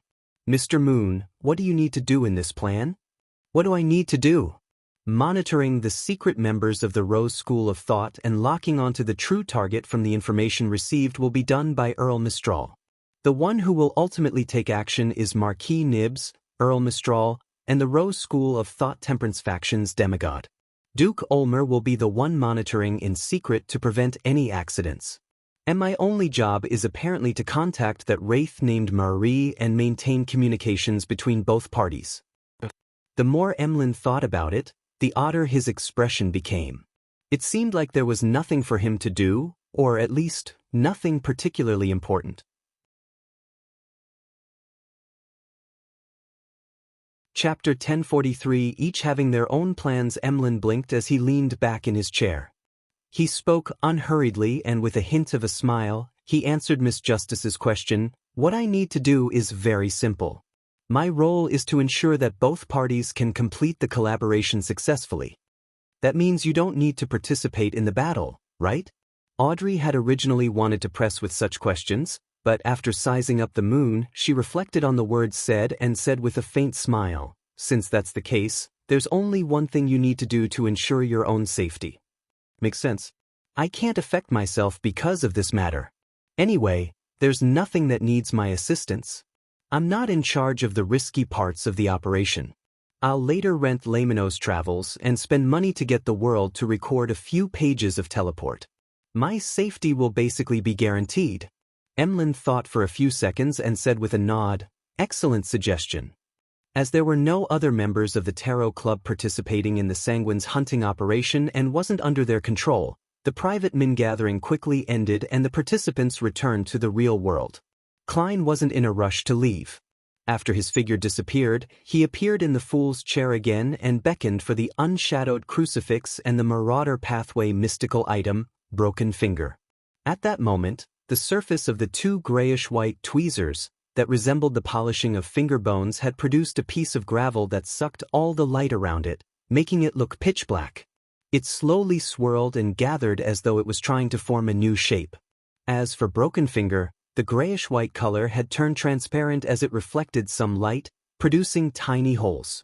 The unshadowed crucifix can actually slowly purge the Beyonder characteristics from mystical items and sealed artifacts and let them combine together. Of course, the premise is that there's a power similar to the mysterious space above the gray fog to suppress it, allowing it to willingly make contact with items with beyonder characteristics. Klein nodded in satisfaction. At this moment, the grayish-white broken finger suddenly began to belt out in a fervent voice. "Oh, my son! Praise you! Praise the sun!" As the tweezer-like object sang, a cracking sound emitted from it as though it would shatter into pieces at any moment. But this did not affect its praise of the sun. Klein gaped at the scene, momentarily at a loss for what expression to show. After a few seconds, he sighed. He separated the unshadowed crucifix and broken finger and threw them to the corner of the junk pile in different spots. He then suppressed the former using the powers of the gray fog. Then he prepared to leave and return to the real world. At this moment, the point of light, which represented the fool's only believer, emitted ripples of light as the sounds of stacked prayers were heard. Klein reined in his thoughts and extended his spirituality over. Immediately, the scene of Danitz praying in his room surfaced before his eyes as a corresponding voice echoed in his ears. "Honorable Mr. Fool, your faithful servant wishes you to pass the following words to Gairman Sparrow. According to my captain, there are many items at sea that's rumored to belong to Vice Admiral Ailment, but without any exception, they're all fake. And ever since she was injured after that assault, this pirate admiral has placed great care in the secrecy of her course and seldom plunders. The last time her ship appeared was 2 months ago at Firo's Island west of the Berserk Sea. Later, it cruised into the massive ocean, her whereabouts unknown. The foreign object in Anderson's stomach is now controlled to some degree and is separated from his body to a certain extent. It won't be able to penetrate his flesh for a very long period of time. There are 2 ways to completely resolve this latent problem. One is to seek the help of the Sun Pathways Sequence 4 Unshadowed. However, this has quite a high possibility of cleansing most of his beyonder characteristics. The second is to find the Hunter Pathways Sequence 4 Iron-Blooded Night Potion formula. Through the help of the ritual and ingredients, he can directly absorb the foreign object. Anderson is inclined toward the latter choice. He's happy to take the risk. It's obvious that Danitz is forwarding me Vice Admiral Iceberg's answer by imitating her style. This isn't his usual style of speech. However, some of his terms aren't precise enough. Could it be that Danitz had secretly modified it to use terms he understands better? Is he worried that Gairman Sparrow wouldn't be able to understand? Klein pricked up his brows and cast his attention back onto the content itself. Vice Admiral Ailment adhered to the advice from the Demonist sect and has hidden in this relatively critical period? If that's the case, it's basically impossible to capture her in a short span of time. In 1 or 2 months' time, perhaps the matter will completely blow up and I wouldn't have a need to seek her out. I'll first send Danitz to look for her and keep some hope. My focus will be on finding Demonist Trissy. I have a way to contact her and can consider using the excuse of working together to deal with Saintess of White Katarina to make her meet with Gairman Sparrow. I'll see if I can control her and use her to fish out Katarina. The elimination of Anderson's latent problem has 2 solutions, both of which I can help with. Since he's inclined toward taking risks by advancing to absorb the foreign object, I don't have to worry about using Danitz to promote the option of leasing the unshadowed crucifix to him. That's good. At least I don't have to worry about the crucifix given by Adam creating some nasty chemical reaction with the foreign object Adam left in him. As for the potion formula for Iron-Blooded Night, with how Anderson had played an important role in luring in Sanguil, it's not like I can't give it to him. The foreign object in his stomach is Adam's payment. I can't directly bestow it to him since he isn't a believer of the Fool. Gairman Sparrow has no reason to give him something at such a high level. Amidst his thoughts, Klein quickly made a decision. He conjured the world Gairman Sparrow and made him take on a prayer stance. In the fog sea on the Golden Dream. Bang! The wooden door was pushed open and slammed heavily into the wall. Amidst this loud commotion, Anderson, who had been flipping the pages of a book, looked at Danitz, who was standing by the door, with his usual expression. "There's a very good mission for you." With a cloak draped over his shoulders, Danitz raised his chin and chuckled. Anderson sized up the pirate opposite him and sked. "You seem to be very smug. What's the mission?" Danitz glanced at Anderson and said, Accompany me to Theros Island and help me seek out Vice Admiral Ailment's whereabouts. In addition, help me gather the beyonder ingredients needed for Conspire. You'll have to pay for it. Anderson nodded in thought. Then what is the reward? The corners of Dannett's mouth widened as he said in a condescending manner, the Iron-Blooded Knight's supplementary ingredient list and the advancement ritual. Anderson didn't respond. He didn't say a word as he focused his gaze on Dannett's for nearly 10 seconds. Then, as though he was burning with impatience, he threw away the book in his hand and stood up. He said with a bright smile, "When do we set off?" Backlund, East Borough, in a rental apartment that had its curtains drawn. Trissy, who was dressed in a black dress, packed her luggage, preparing to head to her next hideout.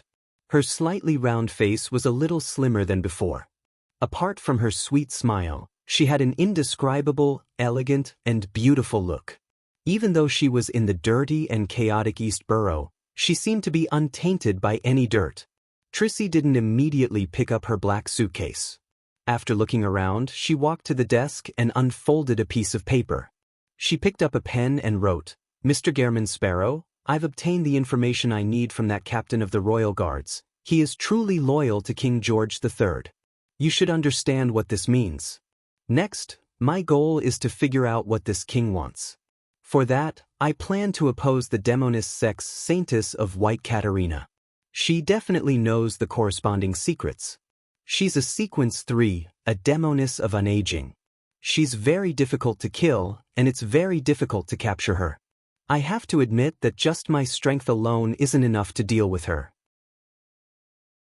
If you're interested and confident, we can try cooperating. You know how to contact me.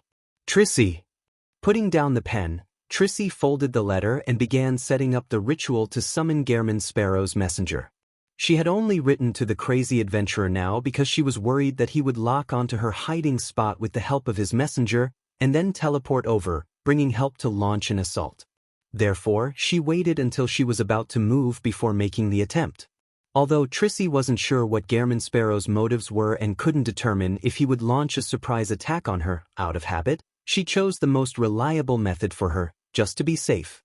After handing the letter to the messenger, "I'll leave and wait for Gehrman Sparrow to contact me. I'll try not to meet him until we begin taking action. I wonder what faction is hiding behind him. I have to focus on mobilizing and using him, and not to trust him too much. This is indeed troublesome, but it's sufficiently safe." As Trissy thought, she ended what she was busy with and took 2 steps back. Looking at the candlelight, she chanted in ancient Hermes, "I summon in my name, the spirit that wanders about the unfounded, the friendly creature that can be subordinated, the messenger that belongs to Gehrman Sparrow." Just as she finished speaking, the candlelight burgeoned and turned abnormally pale. Following that, a figure stepped out of the candlelight and wore a dark and complicated robe, holding 4 blonde, red-eyed heads.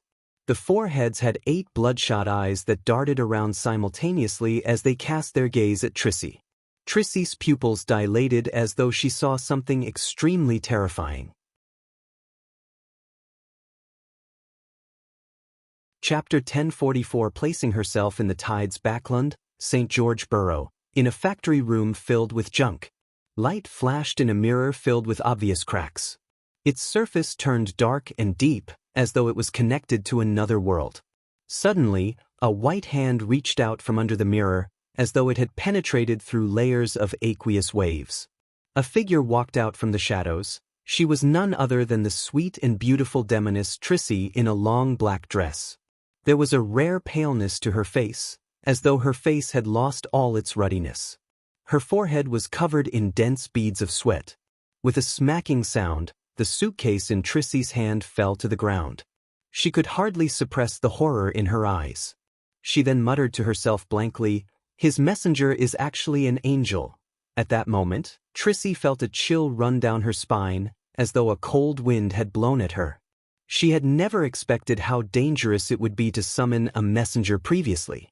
Thankfully, the woman holding the 4 heads in her hands watched her silently for a while before she left without doing anything. 160 Backlund Street, inside Dwayne Dantes' mansion. "Who's it from?" Klein asked with anticipation as he received the letter from Miss Messenger. The four heads in Rionette Tinker's hands spoke one after another. Vessel of dirtiness, darkness, this nickname. Klein was taken aback when he heard that. For a moment, he didn't immediately figure out who Miss Messenger was referring to. In his mind, the people who knew how to summon his messenger quickly flashed past, one by one, as he filtered through them. In a few seconds, he had the corresponding guess. Trissy. From what Klein knew, this demoness, who had been renamed to Trissy Cheek, might very well be one of the mediums for the primordial demoness awakening or descent upon the world. In such a situation, calling her a vessel wasn't wrong. And people who knew enough about the mysterious world knew that the primordial demoness was an evil goddess, one that was known as the ultimate bringer of the apocalypse that would end everything. She had the creation of the apocalypse and the destruction of everything as her mission. She also wielded authorities such as desires related to feelings and emotions. It wasn't very apt to describe her with dirtiness and darkness, but it was understandable. Similarly, dirtiness and darkness could also describe Trissy, who had been corrupted by the evil goddess to a certain extent. As expected of an angel. She actually dared to say that about the primordial demoness. Klein secretly marveled as he opened the letter and quickly read it. At that moment, he suddenly recalled something. He hurriedly looked at Miss Messenger and said, "What reaction did the sender have when she saw you?" She was very scared. Rionette Tinker's three heads spoke one after another without giving the last one a chance to speak, as its head was simply left agape. Klein's expression turned slightly heavy as he deliberated and asked, "Did you mark her?" The head of Rionette Tinker, which failed to speak previously, rushed to speak. "No," the remaining three blonde, red-eyed heads added, "because she had the aura of primordial." Klein fell silent for a few seconds before nodding. "I understand." After watching Miss Messenger step into the void and leave, he unfurled the piece of paper and quickly read Trissy's letter. "She actually sought me out to deal with Saintess of White Katarina. Isn't this exactly what I wanted to do?" Klein's eyes shimmered a few times as he immediately rummaged for a black sticky blob. Right on the heels of that, he transformed into Gehrman Sparrow and smeared the blob uniformly onto a tiny mirror in the room. After patiently waiting for nearly 10 minutes, the black sticky blob vanished into thin air, leaving nothing behind. Klein had failed to contact demoness Trissy. As expected, Trissy, who has been corrupted by the primordial demoness to a certain extent, managed to identify Miss Messenger's level and was given a fright. She probably wouldn't communicate with Gehrman Sparrow anytime soon. Sigh, if I had known Miss Messenger is a special angel, I definitely wouldn't have let her appear in front of Trissy, or I would have informed her that if a demoness were to summon her, she can bring both the person and let her over. Klein sighed silently and could only blame it on his luck. At that moment, he suddenly heard a series of illusory pleas. In a dark alley in the Backland Bridge area, Zio hid Wintry Blade and entered the area, looking around warily. "Not bad, you're getting more and more experienced." A deep male voice sounded, and a figure walked out from the darkness around the corner. He stood tall, wearing a golden mask that revealed his eyes, nostrils, mouth, and cheeks. It was none other than the MI9 member who had contacted Zio before. "Why did you contact me so urgently?" Zio asked. The golden-masked man didn't make any small talk and directly asked, "You still seem to be monitoring Viscount Stratford's surroundings. Have you discovered anything unusual recently?" Zio thought and said, "Yes." He had intimate contact with a girl of unknown origins. He made her visit him at his residence late at night several times. "I tried to track that woman down, but I failed both times. Also, Viscount Stratford suddenly went out in the middle of the night 2 days ago. I don't know where he went because I didn't manage to follow him." The golden-masked man tersely acknowledged this as he went deeper into the details. Zio answered according to the details she had seen back then.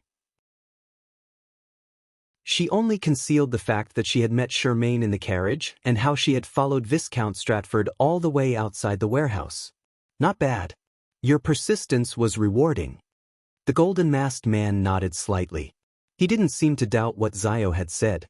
He sighed and said, "With this, your contributions to us will increase significantly.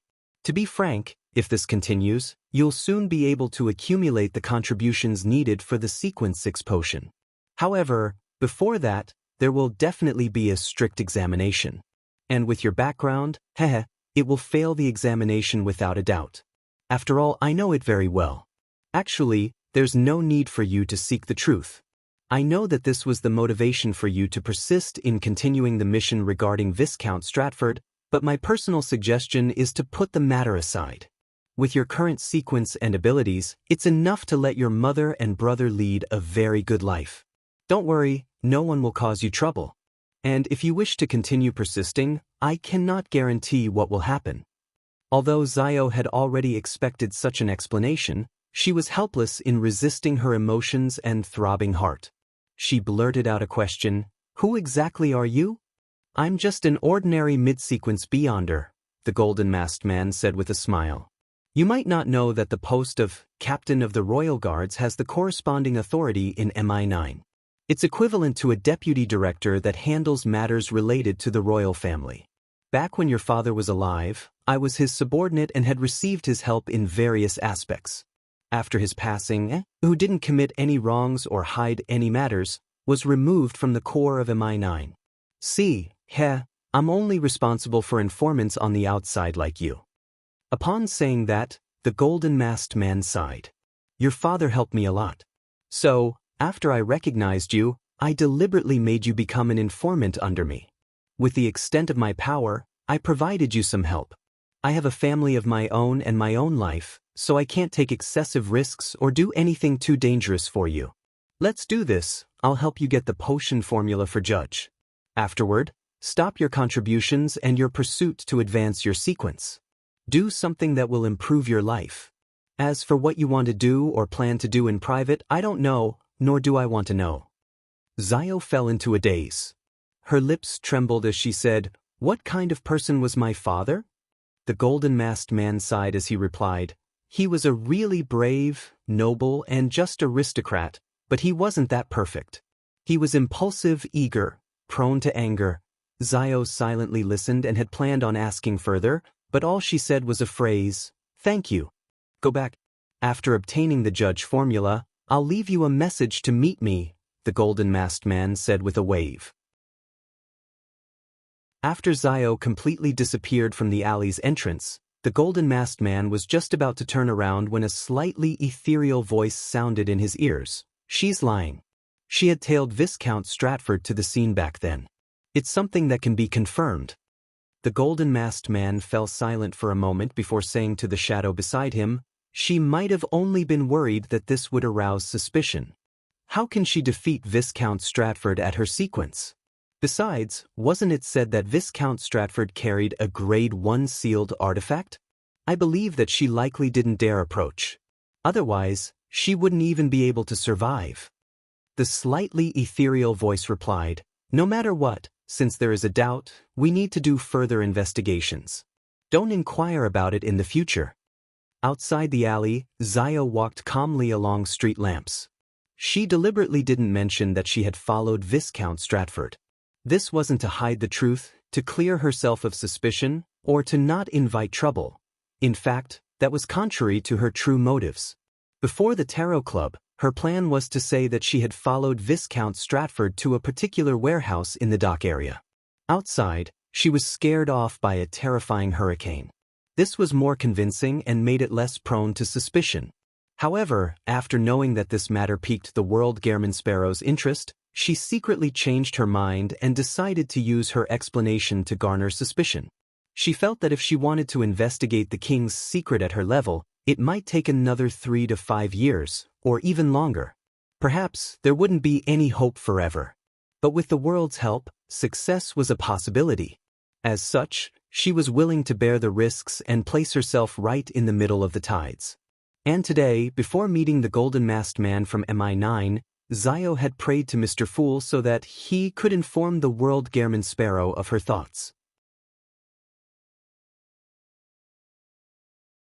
Chapter 1045 Dreamwalker above the endless gray fog, in the magnificent and ancient palace.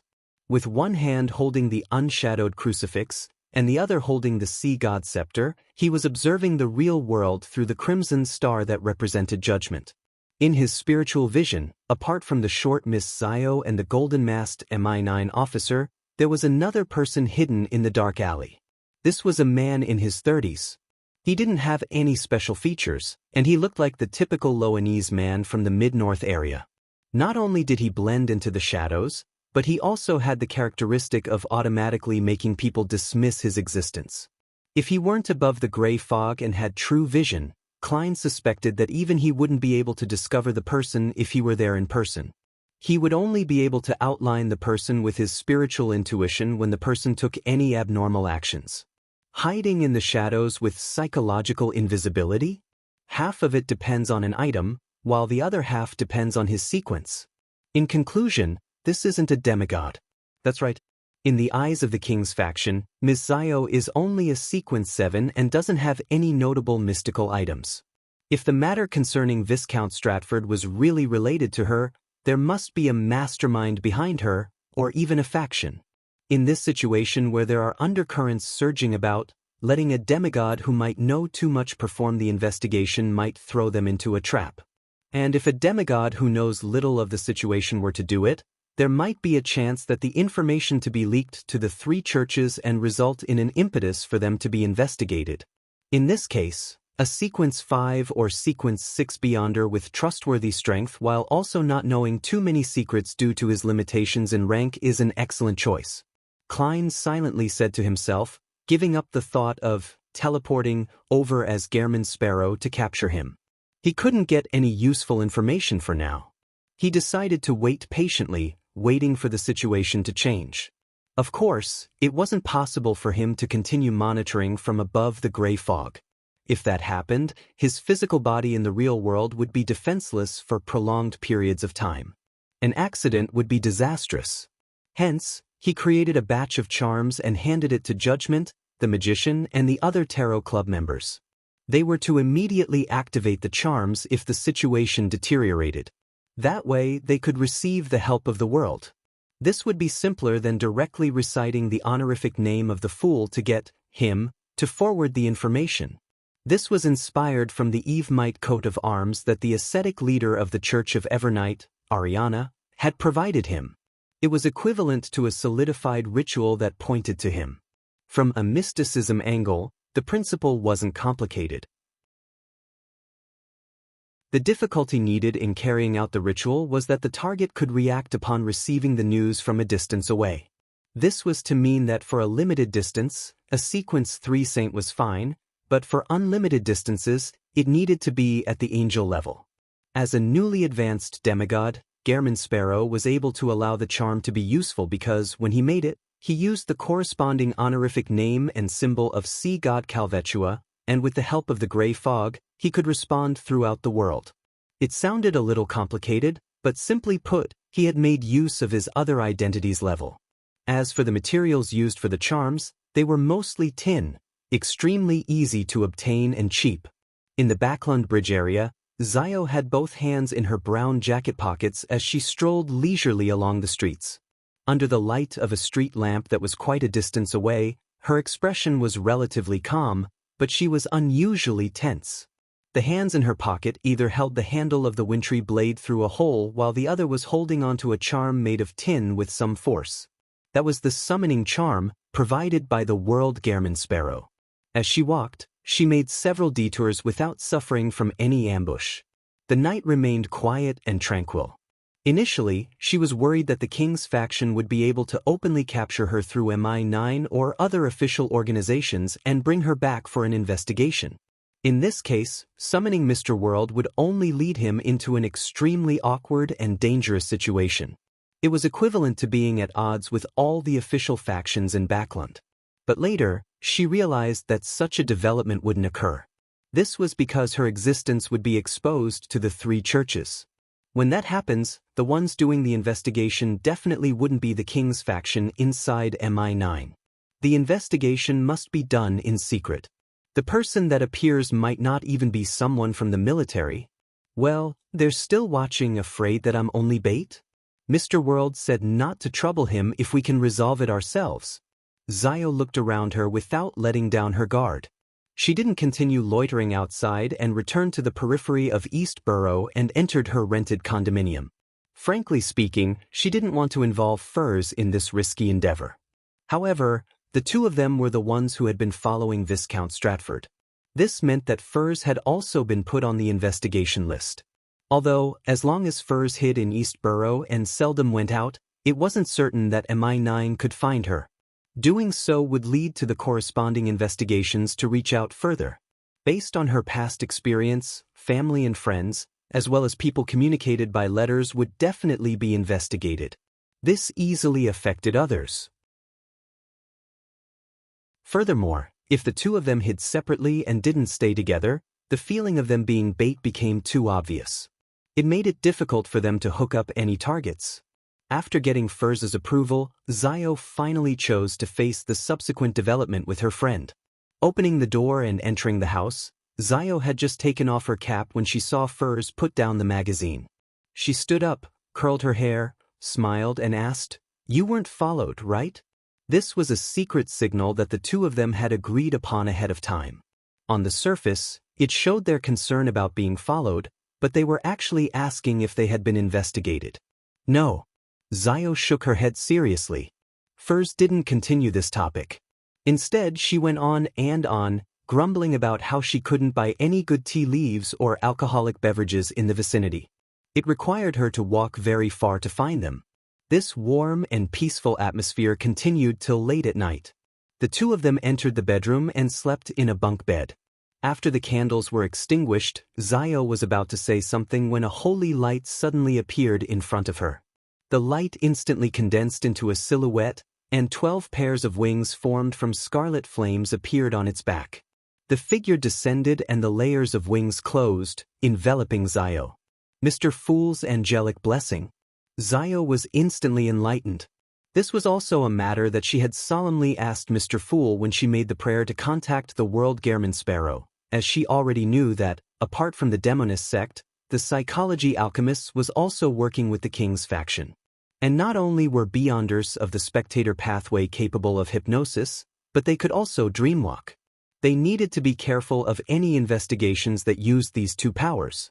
If she didn't prepare herself, she suspected that she wouldn't even detect an investigation that had been carried out, let alone be able to inform Mr. World. Everything quickly calmed down. Zio opened her mouth and said to Furs, who was sleeping in the bunk beneath her, "Good night." "Good night." Furs didn't react in time, as though she was almost falling asleep. This made Zio realize that she had also received the angelic blessings. Time ticked by and the two fell asleep. After an unknown period of time, the dazed Zio suddenly snapped awake, aware that she was dreaming. Right on the heels of that, she felt something shadowy floating in the dark sky, and all kinds of thoughts from deep within her heart surged out to form a dream. These thoughts were mainly things that she had been most keenly aware of recently, including the night she barged into the warehouse and attacked Viscount Stratford. At first, Zio was a little frightened. She wanted to wake up from her dream, but no matter how hard she tried, she couldn't extricate herself from that state.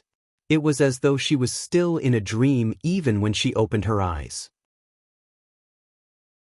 She quickly calmed down and tried to control those thoughts, only to realize that it wasn't difficult. Thus, the memories of the attacks on Viscount Stratford were buried. However, after some consideration, Zio deliberately didn't do it well, leaving some clues behind. In the dreamland, she and Furs discovered that something weird had happened inside the warehouse, but it wasn't the same account she gave to MI9 that the tornado tore through the roof. Furthermore, they didn't escape immediately. Zio believed that this would allow the person who invaded her dreams to notice a problem but be unable to resolve it. After this, the investigators would confirm that there was a demigod or some faction behind the two of them. They would then believe that they weren't too difficult to deal with because the level of the secret wasn't too high. This way, it was likely that they would send a demigod to deal with the aftermath. And this was a development that Zio anticipated. After all, every demigod had a high probability of knowing the king's secrets due to the positions they occupied. At this moment, Zio's dream began to turn scattered, as though she had escaped some sort of guidance. She knew that this was a sign of the intruder leaving. For the rest of the night, nothing abnormal happened to her and Furs. The sky lit up and the morning sun's rays started to emanate through the thin fog. After breakfast, Audrey brought along her big golden retriever, Susie, her personal servant, Annie, and her bodyguard. They boarded their carriage as usual and headed for the Lone Charity Bursary Foundation at 22 Phelps Street. The chiming of bells rang out from the outside occasionally, bringing with them some sort of special energy. It made Audrey turn to look at the street and take in the sights of people coming and going. This calmed her down and made her feel more energized. She only felt that the whole world was filled with vibrancy. Just then, from the corner of her eye, Audrey saw a figure in the carriage. The figure was wearing a black three-piece suit, a dark red bow tie, and held a top hat in his hand. His hair was completely white, but it was still thick. His light blue eyes seemed to contain infinite wisdom.